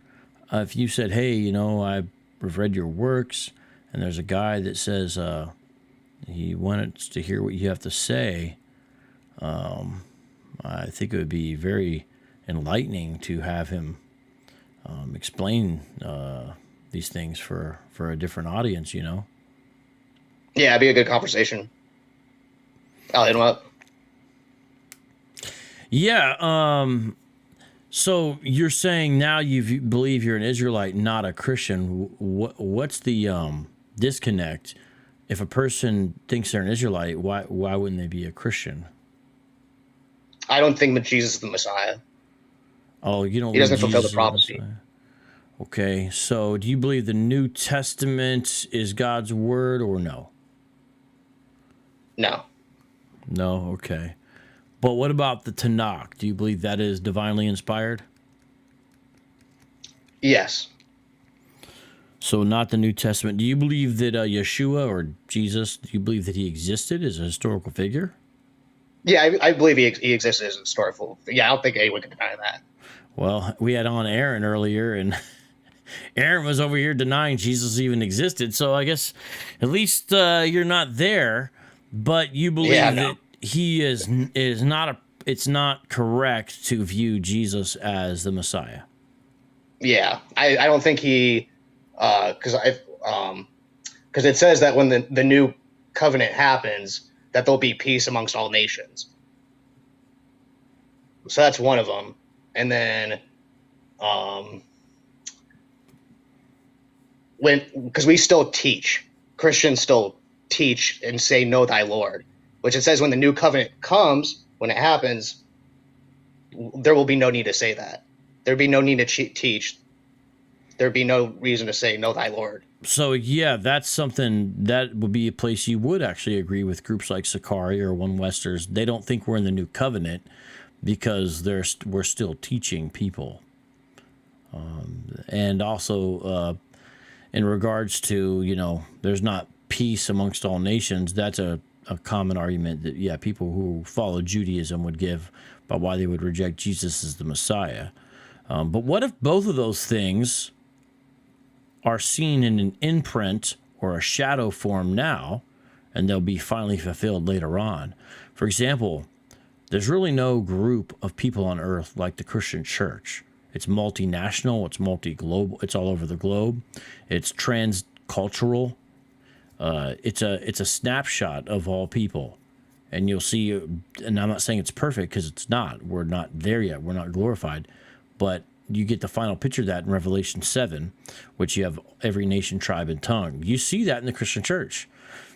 Christianity started in the Middle East, went to Africa, went to Europe, went all over the world. It's big right now in South America, Southeast Asia, Sub-Saharan Africa, and is you know, still growing. It's a very unique global religion, and it's not centered on one people or one language in the same way, to be frank, that Islam is, for example, or Anglo-Israelism for that matter. And you'll see the final state of that. So I believe what my point by saying that is, you said, well, all nations aren't in peace yet. The Christian church is the beginning of what that will look like, and that will be finally completed when Christ returns. So Jesus does some things now, some things later. If you don't believe Jesus is the Messiah, do you have a candidate of who you think he is, or are you waiting on him? I don't think he's here yet. I can't say there's a candidate, but I'm not sure if he's here yet, but I think he's coming. You believe the Messiah is still coming? Yeah. How will you recognize him, or how will you know he's the Messiah when he comes? Well, I think all the Israelites will wake up, and then we'll go to Israel. Like, we'll know. Okay. Do you believe Jesus, if most Israelites, as you believe, are, you know, say here, then do you believe Jesus also will be a Caucasian looking guy? Will the Messiah be Caucasian? Yeah. I have no idea. Probably not, because he comes from Judah. But he could be like Ashkenazi or something. But probably be black. So he would be black, but most people on this chart that E.R. Davidi has, they're a bunch of white people mainly. Well, you come from Judah, right? That's where the Messiah would come from. Yeah, but I don't think E.R. Davidi believes that the Jews from That's Judah. what I'm saying. That's where I disagree with him. I don't believe with everything that he says. Okay.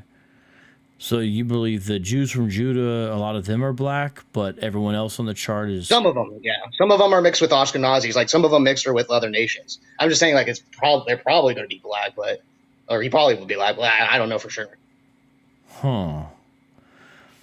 Okay, well, that's... you got a number of different positions. I'm trying to figure out how you decide where you get those from exactly. I'm trying to parse it all out. That's just how I see the world, yeah. Huh? That's just how I see it. You'll know when you see it? No, I'm not saying. I'm saying that's just how I see it. Oh, okay. Okay. So what would it take for you to believe that Jesus was the Messiah? I would have to have seen peace amongst the nations, and then, yeah, then no one would be saying no to the Lord. It's already like, that's how I see it. It's like, it just doesn't seem like the case, just because it doesn't fulfill the prophecy. Like, do you believe that places like Psalm 22, Isaiah 53, do you believe that those sound or look anything like Jesus? I'm going to go to the exact verse. What was it? Psalm 53? No, Isaiah 53 and Psalm 22. So, like, let me put Isaiah 53 on the screen. The thing is, I'm sure we could find some things. I'm sure we could find some things that could, like, have some similarities. Just like, he would come up on a donkey and shit. Oh, sorry, I'm not sure if I'm allowed to cuss, but he'd be coming on a donkey. Zechariah 9. But, like, they kind of leave out the next part right afterwards that, like, that when he arrives, that there'll be peace amongst the nations. That never happened. Right. Well, some things now, some things later. Is that possible? But it seems that, like, the way it's written is that when it arrives, like, it seems like kind of a cop-out, like, it didn't happen this time, it's going to happen next time, though. You feel me? Right, so you saying it should be one fell swoop. Okay, so what do you think of Isaiah 53, all right? Yeah, let me pull it up here. For he grew up before him like a young plant and like a root out of dry ground. He had no form of majesty that we should look at him, and no beauty that we should desire him. He was despised and rejected by men, a man of sorrows and acquainted with grief, and as one from whom men hide their faces. He was despised, and we esteemed him not. Surely he has borne our griefs and carried our sorrows, yet we esteemed him stricken, smitten by God and afflicted. But he was pierced for our transgressions, he was crushed for our iniquities. Upon him was the chastisement that brought us peace, and with his wounds we are healed. All we like sheep have gone astray. We have turned every one to his own way, and the Lord has laid on him the iniquity of his all.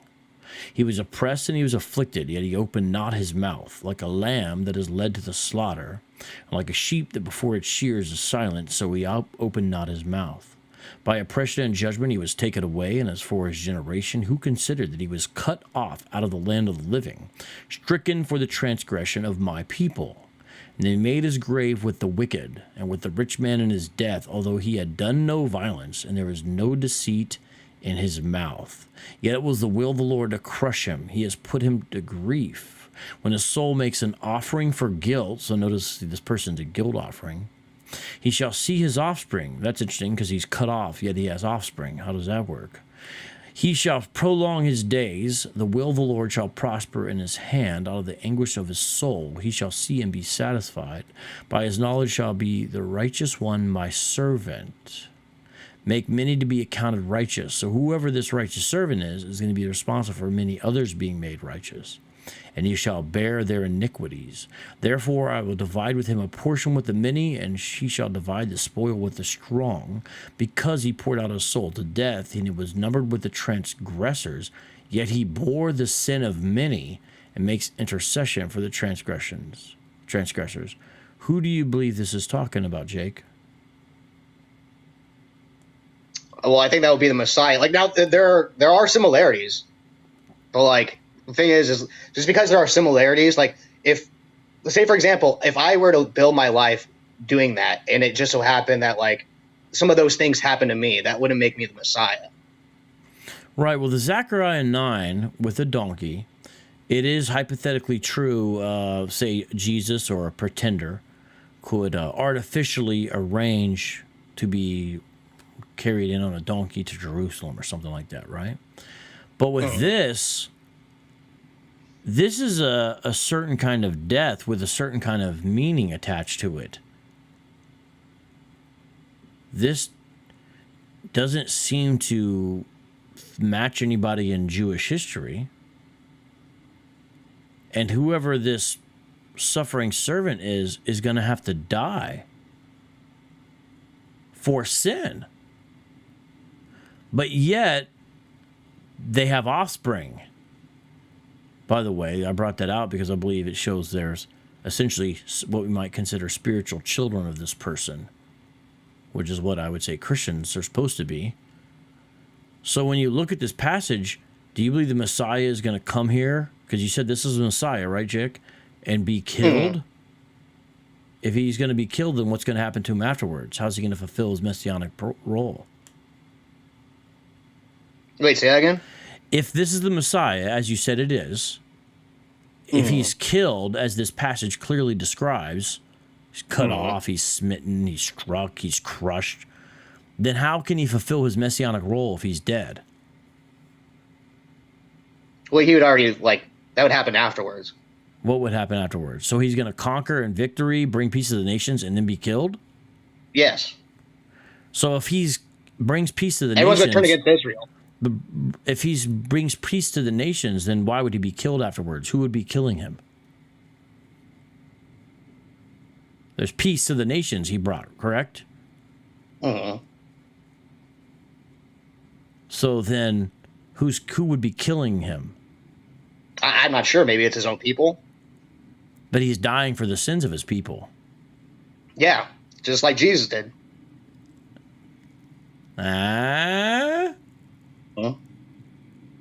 Yes. But that's the same story you're giving. That's the point I'm making. Is that's the same? That could happen to the Messiah. See what I'm saying? Well, yeah, I believe it did because I understand what you're saying. You believe it did. That's what I'm saying. Is like it could still happen. Well, I mean, I'm in Isaiah 53, so there's a textual basis to what I'm getting at. So check this out. You're saying something that is a fair point. I understand your point. You're like, hey, well, look, certain things that the Messiah is supposed to do have not happened yet. So I agree with that. We actually agree that some of those things you mentioned have not been accomplished in full. You and I agree on that. But what I'm showing here is you have a messianic passage, recognizes messianic, clearly messianic, suffering servant. If you read before Isaiah 2, you see this is messianic. This Messiah is going to be killed. But yet then how can they accomplish all their things? That's where somewhat of the surprise comes in who Jesus is, because he does some things that are essential for the Messiah to do to show that he's a Messiah, but then is killed. But this is planned. I mean, this is prophesied and ordained here in Isaiah 53. But when he resurrects, ascends, and then returns, he accomplishes everything else that he did not accomplish the first time. Not because of an accident or anything like that.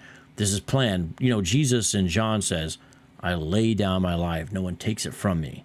And John the Baptist, whom the Israelites did recognize as a prophet even during his day, he said, behold, the Lamb of God who comes to take away the sin of the world. He describes him in these Isaiah-anic, however you pronounce that, terms, right? So it's an important thing to think, okay, you're saying he would come and then be killed after he accomplishes his things, but then it doesn't make sense why he would be dying. What if he came, died, but then comes back and accomplishes everything else? If he has two comings, there's no reason to think that could not happen. Yeah, it's possible there could be two comings. Yeah. If I could show that you... that in itself doesn't prove Christ, though. You see what I'm saying? Well, if that was the only one, I guess. But what about Psalm 22, right?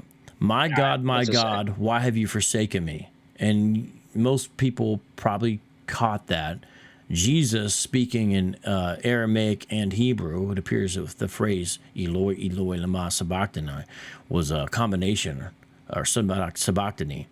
He says, my God, why you forsaken me? So self-consciously, Jesus utters the first line of the psalm. And of course, as you know, the ancient Jews didn't have chapters and divisions. They would refer to a passage by its opening line. So Jesus is referring to Psalm 22 when he says what he says.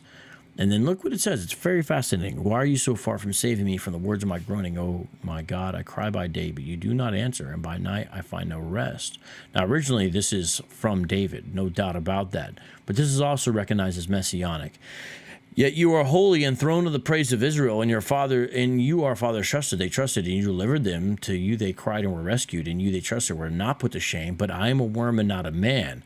Notice the similarities with the Isaiah passage. Remember, it says he'd be scorned. There's no beauty in him that we should seek him. This is very similar, which is, I don't think, accidental. But I am worm and not a man, scorned by mankind and despised by the people. All who see me mock me. Exactly, this happened to Jesus on the cross. They make their mouths at me. They wag their heads. He trusts the Lord. Let him deliver him. Let him rescue him, for he delights in him. They literally said this to Jesus. He helped others. Why can't he help himself? If he comes down off the cross, we'll believe he's the Messiah. I don't even think they realized they were fulfilling Messianic prophecy, his detractors in that situation. Yet you are he who took me from the womb. You made me trust you at my mother's breast. On you was I cast from my birth, and from my mother's womb you have been my God. Interesting. Be not far from me, for trouble is near, and there is none to help. Many bulls encompass me. Strong bulls of Bashan surround me. This is common ways to describe foreign hostile powers or Gentile nations. They open wide their mouths at me, like a ravening and roaring lion. I am poured out like water, and all my bones are out of joint. My heart is like wax. It is melted within my breast. My strength is dried up like a potsherd, and my tongue sticks to my jaws. Yet you lay me in the dust. So this is one thing this person is from this is they're thirsty. Jesus from the cross, I thirst. For dogs encompass me, a company of evildoers encircles me. So he had the Pharisees, the Sadducees, the Romans themselves. They have pierced my hands and feet. I can count all my bones. They stare and gloat over me. They divide my garments among them, and for my clothing they cast lots. Now, the gospel writers, some of them record the Roman soldiers throwing dice basically for Jesus's robes, that none of his bones were broken, and of course, pierced my hands and feet.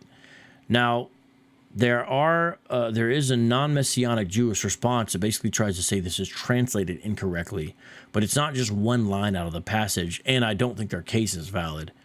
They pierced my hands and feet is a viable and I believe veracious, or I'm sorry, that has veracity, meaning it's true, translation.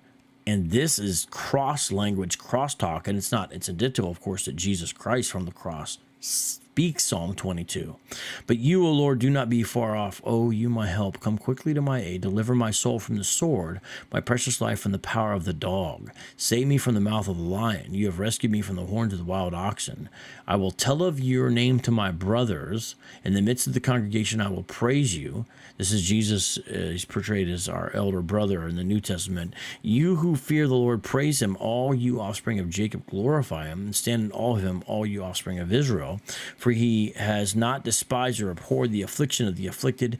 He has not hidden his face from him. He has heard when he cried to him. So this is someone who is downcast in a certain situation and yet still believes that God is with them. That's interesting too, because it could be easy to assume that the person's shame is from their own doing and God has abandoned them or something like that, but that's not the totality of the psalm. From you comes my praise in the great congregation. My vows are performed before those who fear him. The afflicted shall eat and be satisfied. Those who seek him shall praise the Lord. May your hearts live forever. By the way, you can see that this person has the understanding that they will ultimately be rescued by what they're saying here. All the ends of the earth shall remember. So here's the global element. Yes, Israel is mentioned first and foremost, but it's not only to her. And turn to the Lord, and all the families of the nations shall worship before you. So this is weird. A psalm that begins with, my God, why have you forsaken me, ends with the nations worshiping Yahweh, which is a fulfillment of the Abrahamic covenant, of course. For you, all families or nations of the earth be blessed. For kingship belongs to the Lord, and he rules over the nations. All the prosperous of the earth eat and worship before him shall bow, all who go down to the dust, even the one who cannot keep himself alive. Posterity shall serve him. It shall be told of the Lord to the coming generation. So this person's legacy, for lack of a better word, lives on. They shall come and proclaim his righteousness to a people yet unborn, that he has done it. So there's a future promise of this, and that certainly happened with the death, of burial, and resurrection of Jesus. So when you see Psalm 22, you put that with Isaiah 53, this is why Christians have believed ever since the founding of the Christian church, which, by the way, was a bunch of Jews, as you well know. They've saw Jesus is the Messiah. This is not the only passages, but these are some of them, you know? And a lot of them didn't, though. Yes, and that is explained in Romans 9:11. Why is that? God has chosen a partial hardening for Israel during this time while the Gentiles come in, but it's not always going to be the case. But nonetheless, you know, this religion, for lack of a better word, was born in a thoroughly Jewish environment, propagated by Jewish people, first and foremost, to other Jews, speaking of a Jewish Messiah, right? 70 AD, 70 AD changed that, though. What'd you say? Oh, no, I'm just agreeing with you, yeah. So, I mean, you know, that's at the important. And, you know, there's other passages like this, things where Jesus can't control. You know, have you ever looked at this in regards to where Jesus was born? Micah 5:2. But you, O Bethlehem Ephrathah, you are too little to be among the clans of Judah. From you shall come forth for me one who is to be the ruler in Israel, whose coming forth is from old, from ancient days. Isn't that a fascinating passage? I'll pull it up here. So that's Micah 5:2. This is describing the shepherd king, as he's often called. Mm-hmm. But what's interesting, his place of birth is given, and it's specific. Jesus was born in Bethlehem. He's from the tribe of Judah. But yet, he's not just a ruler in Israel like a Davidic figure, although he clearly is a Davidic figure. He's described in ways that surpass a mere human, whose coming forth is from old, from ancient days. Do you believe that the Messiah will be divine or a human figure? Do you believe he will be God? Yeah. Okay. So this is something that Jesus claimed for himself, but you know, one of the reasons a lot of Jews rejected Jesus was his claim to deity. Even to this day, they think it's, blasphemous, basically, for the way they might put it, a mere man to claim being equal with God. You know, you see that in John 8. So part of what you believe about the Messiah is something that a lot of Jews would not believe either then or now. And yet you and I would agree Messiah divine, and I believe that is a strand also in the Old Testament. But have you ever seen this in John 8 where that exact thing is under discussion? If I could show you this. By the way, guys, we're winding up, but I can get probably one more person in. But if not, we'll kind of wind up here. Check this out. The Jews answered him, "Are we not right in saying that you are a Samaritan and have a demon?" So notice, they question his parental lineage. They question his sort of full credentials. That seems to be a slur in regards to what we would now understand to be the virgin birth or virgin conception. Because that's an interesting slur, right? Why would they call Jesus a Samaritan? And have a demon. So why would they say Jesus had a demon, these Jews, unless he exhibited some kind of power that appeared to be supernatural? So they're recognizing his supernatural power. They're just denying the source being good. Jesus answered, "I do not have a demon, but I honor my Father, and you dishonor me. Yet I do not seek my own glory. There is one who seeks it, and he is the judge. Truly, truly, I say to you, if anyone keeps my word, he will never see death." Now, Jesus was clearly a prophet, Jake. I know you might disagree with that, but just look at the way he speaks. He is speaking beyond mere prophet talk here, because he's not even just saying, if you keep Yahweh's word, he's identifying himself in the same category. Like, you have to keep my word to not see death. So I'm not saying it's not Yahweh's word. I'm saying this is something a prophet would say if they were literally identifying what they say as if it's the words of Yahweh. Otherwise, this doesn't make sense. And watch what the Jews say. They get that. The Jews said to him, now we know that you have a demon. Abraham died, as did the prophets. So they're saying you're claiming something that prophets before you have not proclaimed. What are you talking about? Right? They're making the exact point I'm saying as faithful Jews in this day. Yet you say, and they quote him here, if anyone keeps my word, he will never taste death. Are you greater than our father Abraham who died? And the prophets died. Who do you make yourself out to be? These are actually very logical questions upon an Old Testament understanding, right? They're like, what are you saying? You're trying to surpass the prophets of old? You're like better than them? Watch what Jesus says. It's a really shocking answer. And the reason I bring this up is you can see why, if you do believe, as is a good thing, that the Messiah should be divine, you can see that Jesus is the candidate, but Jews of his day didn't think that. And it's a very interesting thing, especially if the resurrection really happened. Now, but I don't want to get too far ahead because we got to end here. But check this out. Jesus answered, if I glorify myself, my glory is nothing. It is my Father who glorifies me, of whom you say he is our God. So he's saying, like, you're saying you're with God, but you're really not, right? But you have not known him. I know him. If I were to say that I do not know him, I would be a liar like you. But I do know him, and I keep his word. Now, here's the punchline. But it's going to even get stronger than this in a second. Your father Abraham. So he's like, hey, the guy you're talking about, that you're saying I'm against, he rejoiced that he would see my day. He saw it and was glad. Now, that's an interesting thing. In what way did Abraham see his day? There's a debate about that. What would Jesus mean by that?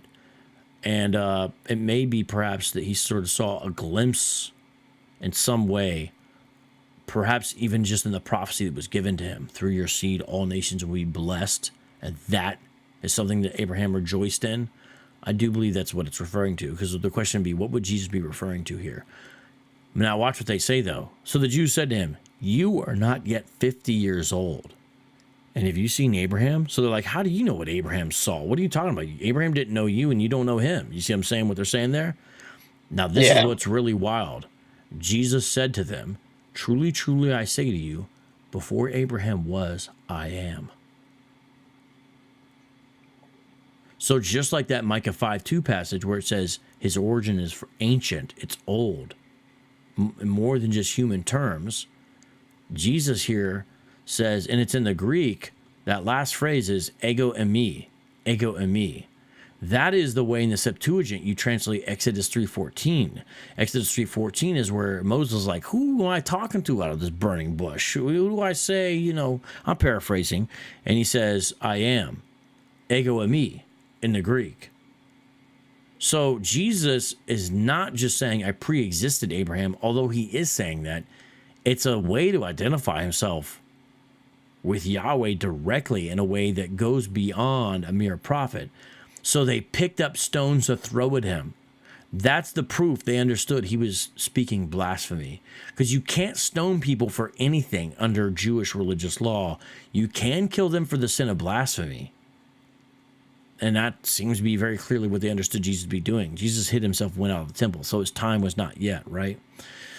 So this ego eimi is important, what Jesus claims there, and that is why a lot of Jews did reject Jesus, and even to this day. And so I just bring that to your attention to show you what kind of things Jesus said about himself and what kind of things he did fulfill in his life and ministry, and we haven't went through all of them. Now, you'll find people who disagree, but I think it's good to really reconsider the claims of Jesus, because if he's the Messiah, brother, it changes everything. Yeah, it definitely does. There are definitely things that we can look at that says, like, okay, there are parallels. I just don't see the full fulfillment. I don't see, like, the lines that were drawn out saying, like, there'll be a part 2, and then that's when, like, everything else goes. Like, I just didn't see that, like, those lines drawn there. Well, remember, you believe the Messiah is going to be killed in the future to fulfill Isaiah 53. Do you believe he'll come back? Do you believe he'll come back after that? Yeah, but the thing is when it says on there, it says, like, when the new covenant comes. It's saying, like, when it arrives, that's when the peace amongst all nations. It doesn't say that there's going to be a part 2. I know, but I'm saying in the future, You believe the Messiah is going to be killed. Do you believe he will stay dead or that he will come back?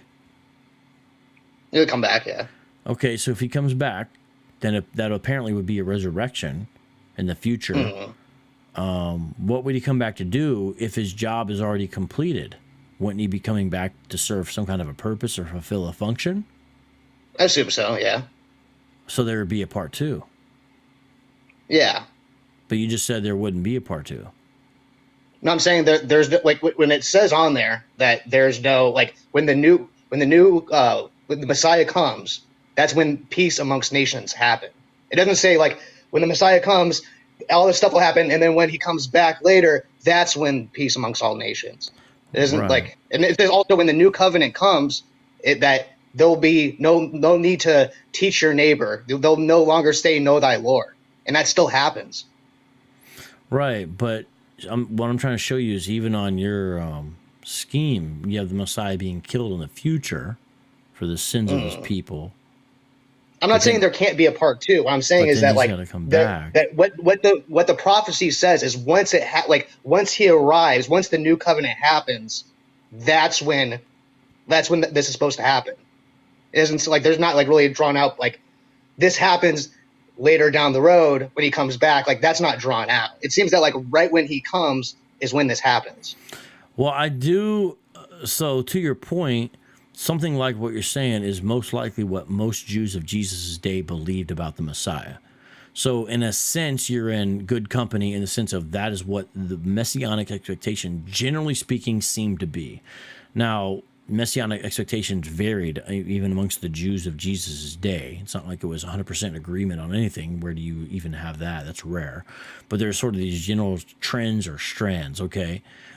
But the text has some conundrums for the Old Testament reader who's looking forward to the Messiah of any era. Here's what I mean. You have a Messiah who is described as a suffering servant and dies. Yet you have a Messiah who's described as a reigning king who never dies. There is something going on there. A small amount, my understanding of Jews propose there may be 2 messiahs, or sometimes they would describe different aspects of the Messiah's ministry, but it wasn't exactly clear how this could be the same person and how this would work. So there's an element of surprise in what God did there, in the sense of the Messiah did not fulfill everything the first time. But consider it makes sense out of the Messiah's mission when you have, for example, Isaiah. Let's just deal with one place where Messianic prophecy is. You have someone who's portrayed as this suffering servant character. We read a part of that. But then you have also this person who's portrayed as a ruling, reigning king. And yet these are both the Messiah. Well, how is that? Well, if he has 2 comings, it really answers the question. Because even if you don't believe it's Jesus, you gotta work through, how is that? How is it that you have these different elements portrayed about him, and you kind of have a weird solution. You have him coming back, there's peace, and yet he's killed. If there's peace, I don't understand who would be killing him. And you still have him coming back. Well, that's what the Bible says. Yes, it does. That's what the Bible says. It says when there'll be peace. Like I don't know if it's something that like people turn on. I don't know. I just don't know. That's what the Bible says. Well, I know, but see that's why I brought up in the beginning. You have the Christian church being a snapshot of what it's going to look like. All nations, all people, all tribes, all tongues. That's already happening. It's a snapshot of what it will look like ultimately. The kingdom of God being all people, all nation, all tribe, unified in worship of the God of the universe. So it's begun, but it's not completed because the Messiah began it. And that's what he said at the end of Matthew, right? Go into all the world, teach the nations, make disciples of all nations, And so if you can get out of the idea that it is impossible for the Messiah to come twice and that he completes some things the first time and other things the second time, then I think that will help you. And really, you have somewhat of a similar concept because you have a situation where he brings peace and yet is killed. If there's peace, why is he killed? Who would do the killing if there's peace among all nations? Who's going to make him suffer and make him die? That doesn't make sense. But if he comes when the nations are not yet at fully peace, dies, and begins to complete the final journey of where there will be peace among the nations, comes back and completes it, then it actually makes sense. You just have 2 comings. which is, again, not an impossible thing at all. And it is interesting the way the Old Testament closes out. If you look at Malachi, and there's these predictions about Elijah, but Elijah already came, right? So what does that mean? Now, it's not literally Elijah, I don't believe. That's a Hebrews like reincarnation thing. But I'm making the point that it's a very interesting way that it ends there. And then you have one who is like Elijah, comes in the spirit of him, John the Baptist. I mean, John the Baptist was even recognized by like Josephus as being an important prophetic figure, you might want to say. John the Baptist is recognized by a non-Christian historian, Josephus. He talks about John the Baptist in some detail. And who does John the Baptist point to? The Messiah. So you put all these things together, and it can be quite a strong case. Let's go, but I hope you're able to look at some of these passages we looked at tonight and some other ones as well. And a great guy that might be interesting to you would be Michael Brown. Have you ever heard of Michael Brown? Name sounds familiar. Yeah, check him out. Ask Dr. Brown is his social media handle. By the way, everybody should vote for him in the Twitter poll. And Michael L. Brown, and he has a great ministry where he goes into how Jesus fulfilled Messianic prophecy and even debates some rabbis on this question. He does some and he has a great book set called Answering Jewish Objections to Jesus. And one of those things in there is what you just asked about, New Covenant, peace, those kinds of things. He deals in greater detail with those, and I think does a very good job. He's not the only one, but I think he's a great example. I would encourage you to really check him out because there's only so much we can do now. But I hope that in the future you'll be able to see that Jesus was the Messiah. All right. Yeah, appreciate you. All right, have a great night, Jake. We'll see you again by God's grace. Have a beautiful night. All right, take off there. And interesting show. You never know what you're going to get. Let's close with a freestyle if I have any energy left. I think I do. Woo! Yeah. Here we go. Yeah. So go, brought to be. Everybody come get up off your seat. Yes, y'all stand up on your feet. Here we go, don't hit delete. Button or frontin', I'm rushing the microphone like I'm Putin. Vladimir, but I'm Vocab Malone. Spit this mic like I spit this poem at an open mic. I know what you like. Vocab Malone for the black and the white, for the left and the right wing. Here I come, shocking like lightning, exciting, inviting you to the smoke room. Yes, y'all turn the volume up. I consume up on this track like it was a nice juicy rack of ribs from Kansas City. Shout out to the homie, shout out to the itty bitty ditties. That's a word for girl. Vocab Malone all around the world, globally through the internet. Hey yo, mic check, mic check. Yes, y'all don't get upset. I make this dial grow like a chia pet. I'm a veteran. Check it out, late night letterman. He's retired, the beat is fire. Shout out to the prophet Jeremiah. Implo so cold, the beat is cold. Yes, y'all, streets of gold. What we walking on in the future. I need a DJ like a suture, cause he cuts it up, then he stitch it back. Yes, y'all get that boom bap track. Attack like it was an 18. Yes, y'all don't need lean. No purple scissor in the cup.